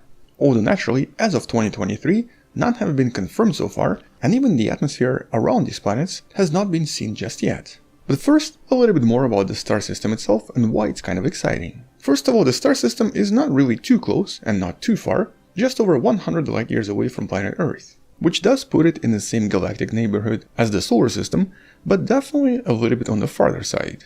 I'll actually mention a few really exciting star systems that are closer to us near the end of the video. But unlike a lot of other star systems, especially the ones with red dwarfs, this star is about 40% the mass of our Sun, with a radius of about 55%, and so it's actually a little bit larger than most red dwarfs. It's a little bit closer to the K-type star, and as a result it's actually not as active as a typical M dwarf, or M-type star, and as of today has never been observed to produce major flares or major eruptions. In contrast, the nearest red dwarf, Proxima Centauri, about 4 light years away from us, is what's known as a flare star. Even though it contains a potentially terrestrial planet in the habitable zone as well, the amount of radiation, X-rays and UV light it produces is several hundred times higher than what the Sun produces, suggesting that any planet in the star system would really not be habitable at all. But TOI 700 seems to be a little bit milder, although not as mild as the Sun. It receives hundreds of times less radiation than anything in the Proxima Centauri system. It also receives about 50 times less UV light than TRAPPIST-1e, the other terrestrial planet in the habitable zone of TRAPPIST-1 system, but about 35 times more than planet Earth, which does present a bit of a problem for any planet in this star system as well. Increased radiation suggests that it's much easier for atmosphere and water to disappear with time, but definitely a lot more promising than other red dwarfs. This star also seems to be much younger than a lot of other red dwarfs, possibly being only about 1.5 billion years old, which basically means that it has quite a lot to go, with the planets potentially changing with time as the star transforms as well. In contrast, the solar system is about 4.5 billion years old, and a lot of other red dwarfs are even older. But when it comes to the properties of this newly discovered planet, first of all it's about 10% smaller than the previously discovered planet D, the one located in the habitable zone as well, and approximately 95% the size of planet Earth. So both planet D and planet E are extremely Earth-like in size and potentially in mass, although planet D is a little bit more massive. For planet D, a single orbit is about 37 days, for the newly discovered planet E, it's about 28 days. And the other two planets, B and C, are obviously much closer, with one being a little bit smaller than Earth, and one, planet C, being about 2.5 times bigger. So definitely a pretty exciting star system, and potentially even more exciting than a lot of other red dwarfs, because during the observations for several years, the TESS telescope has not actually observed any major emissions. In other words, no emissions that would be potentially dangerous to the atmosphere or to the liquid water on the surface, making this a relatively mild star. It was also discovered that the planets don't seem to have a perfect resonance, which does imply that maybe there's something else a little bit farther away pulling at the planets, preventing them from having a stable orbit. So there might be a few more planets hiding on the outskirts. But as this illustration suggests, all of these planets, including planets in a lot of other star systems similar to this, are most likely extremely different from planet Earth. The newly discovered planet might resemble something like this. It's tidally locked, and extremely hot on one side, and obviously much colder on the other side, with the planet D maybe resembling an eyeball planet, assuming of course that there is any liquid water. As of today, even after years of investigation, no signs of any liquid water or even atmosphere have been so far discovered around any red dwarf planet. And actually some of the most recent observations from the TRAPPIST-1 system, as of right now, discovered unfortunately nothing. Which doesn't mean that these planets do not have water or do not have atmosphere, it just means that it seems to be a little bit more difficult to identify it, or maybe the atmosphere is just very different from what we expected. We obviously have no idea what these planets are like, and all of this is just based on our understanding of what should happen here, and what all of this might resemble. These star systems, which by the way are the most common star systems in a galaxy, are just so different from anything we have in the solar system, or I guess the other way around. The solar system is just really weird, and even though the scientists for many years have been saying the opposite, because of these new discoveries, it just makes it pretty clear that the solar system is the weird one in the galaxy, not the other way around. But still, there's a really high chance that these are terrestrial planets, and that they might to some extent resemble one of the terrestrial planets in the solar system. Although, like I've mentioned in previous videos, calling them terrestrial planets is still a bit of a misnomer. Here, it really comes down to geology. The actual composition of rocks and the actual minerals are also really important. For example, one of the reasons planet Earth even has liquid water on the surface is because of very specific minerals with very specific concentration in the upper crust and in the mantle. And through various types of volcanism, some of the water gets released over time, staying on the planet just long enough to create the oceans. I mean, I'm kind of simplifying this, but that's one of the main factors to consider. So the mineral composition is also really important. For all we know, these could be terrestrial, but made out of some really strange mineral that absorbs water and does not let it out. But there's really no way to determine this just yet. The only possible way of answering this right now is if we actually discover some kind of an asteroid coming from another star system, possibly a red dwarf, crashing somewhere on planet Earth, and basically revealing to us what some of these planets are made from. But at the moment, nobody has discovered any of these asteroids yet, which means that our understanding of these planets are still technically just scientific assumptions. There is really no way to test this just yet. Nevertheless, based on the observations from the star, the initial calculations did suggest that if there is atmosphere, it should be able to survive for at least 1 billion years. So maybe the atmosphere could be discovered here in the future by further more detailed observations from the James Webb Space Telescope. Although in this case, because of the distances and the size of the planet, the amount of transmission spectra produced may unfortunately be not enough to determine exactly what the atmosphere is made from. And so at least for now, this planet and the star system itself are just really exciting, but are going to remain unknown to us for a very long time. Nevertheless, there are still quite a lot of other planets, even closer to us, in other star systems that are also quite exciting. And at least one is around a sun-like star. We've discussed this back in the days, and there should be a video about this in the description, but it's a star system known as Tau Ceti, that also potentially contains several planets, with at least one in a habitable zone as well. Although in this case, it might be a super-Earth or a planet a little bit more massive than planet Earth, and way more dense as well. And then we also have a few really exciting red dwarfs within about 50 light years away from planet Earth, all containing multiple planets and at least one in the habitable zone. We have Gliese 1061, although in this case the actual orbit of the planet is a little bit more eccentric. We have Wolf 1061, with at least one massive planet in the habitable zone, Gliese 581, with a somewhat massive super-Earth located in the habitable zone as well, which back in the days was one of the first ever discovered. There's also an exciting triple star system, Gliese 667, where one of the stars seems to contain an exciting exoplanet as well, another red dwarf, LHS 1140, with a super-Earth in the habitable zone, and the most famous ones, Proxima Centauri, the closest star to us, and TRAPPIST-1, that contains 7 terrestrial planets, with at least 3 in the habitable zone. And that's of course just the discoveries from the last 10 years. Chances are we're going to have a lot more in the next few years, because the TESS telescope is still continuously looking for even more planets. And so chances are you might discover a few more in the next few years. But for now, that's pretty much it. Another super exciting star system to add to the list of exciting star systems that we've discussed in a lot of previous videos you can find in the description. On that note, thank you for watching, subscribe, share this with someone who loves learning about space and sciences, come back tomorrow to learn something else, and maybe support this channel on Patreon by joining channel membership or by buying the Wonderful Person t-shirt you can find in the description. Stay wonderful, I'll see you tomorrow, and as always, bye bye. Bye bye. Bye bye. So really, the only... Oops, I shouldn't do that. No. Oh, there we go. Is sending probes out, not just relying on James Webb. Because of Yeah, the problem is sending probes out is just how long it will take to get there. We'll just have to learn a way of getting there quicker. Warp speed, Mr. Seeley. That's the thing, because, you know, how far the 2 Voyagers got that we launched in the 70s. I know. They're only just outside the solar system as it is now. Exactly. Yes. Yeah. So sending a probe and thinking, okay, we'll wait for the data to come back. Well, actually, I won't, and my kids won't. No, we wouldn't. We won't be around. No.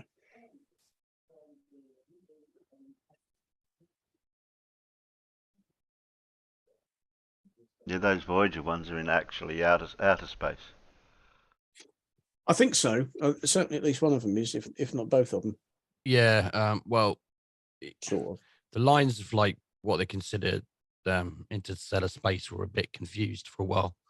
But the Voyager 2, as far as I know, is officially into interstellar space, which is basically outside the influence of the sun. Thanks, Judy. But I've been on 500 subs for the last 12 months. Plus.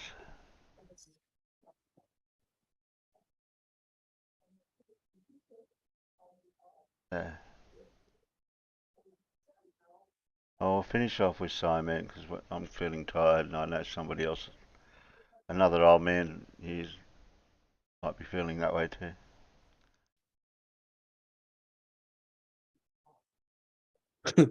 Nobody wants to say anything. I'm not you again. Go away. Anyway, Tiny Captain, I'm telling you, missing socks or plumpers. I keep telling you. Nobody believes me. Do you know what? I've been here nearly 7 years. I've never lost any socks. Yeah, me too. Oh, you haven't got any Oompa Loompas then? No. This isn't... shut up. This is an Oompa Loompa free... For fuck's sake, Cat. What? Oh, bloody hell. Having a cat is like having a kid sometimes. It is sometimes, yeah. Look, if I make they always ask you, it's like kids, they always ask you for things at the wrong times. Hang on, I know what she wants. Half a mo. Come on then. Look, see? They can see you. There you go. Yeah. Cat, right? Cat. Cat, camera. Camera, look, cat. Camera. Right, now piss off. And she has. Well done. Oh, okay. She's buggered off. I know when I'm not wanted. Sometimes she does. Sometimes you have to make it even clearer. Yeah. She Go away. probably just thought, oh, it's those morons again. I'll go. Bless her. She gets lonely. She wants a bit of fuss. What she wants to do is jump up on the desk, and she can't anymore. She can't jump that high anymore. Bless her. And there's just no room for her anyway. So she's one of these cats who wants to be right next to you, like touching you. Terry, what we need to do, you need to think of a some sort of drive to try and get you to 1K. Because then what you could do is you could then monetize, and then earn a bit of money towards your new computer. Oh, it hasn't crashed today as well. We've had no problems today. We're coming to an end now, anyway. It doesn't matter. Matt. Doesn't matter. What?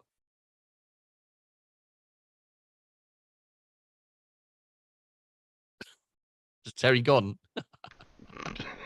Better not have done. Yeah, he's not there. I'll send Farmer over to you. Where are you anyway? Just looking for, I closed Simon. Oh, here we go. There we go, Simon. I closed the tab by accident. Oh, there you are, because you're the main one. Okay. Just talking nonsense. We'll finish off with Simon and then we're out. Yes, Blue Marble Science chat. A couple of more subs that have come in handy. Yeah. I'm sure he can spare a couple. I mean, he's got 20. He's only got 26 watching at the moment now. He's dropped a bit. He's still got people watching him, watching us. Yeah. I'm watching Timbo watching you. Yeah, and I got Oh, Timbo. sure, Yeah, I yeah. got Timbo too watching Blue, watching me, watching. No, that's confusing. A lot of watching going on here. Yeah, that's what gets me, because you get some people want to do a video of people talking on Discord, and then they'll do a show of them talking on Discord about the people talking on Discord. Yeah. And then somebody else will do a video on top of that of people talking on Discord about the people talking on Discord about the people talking on Discord.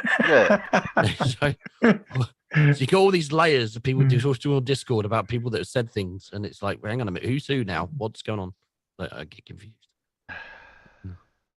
Well, I'm not contributing. I've got one viewer. Yeah, you got one there. What did you call One it? viewer. I'm just looking at the name of it. What, the stream? It's called Warm Up Before Terry Starts. Yeah. But I've already started. That one.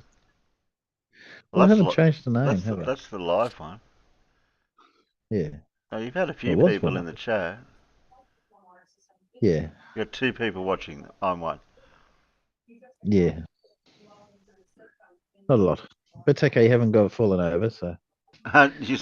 Tiny said you send farmers over because you just found out he owned. No, I already knew about that story, Tiny.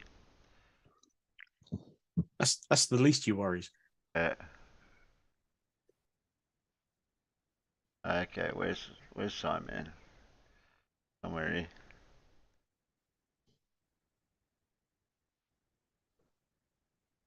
Simon, where are you? Go over there. Right, okay. Go there. Go there. Okay.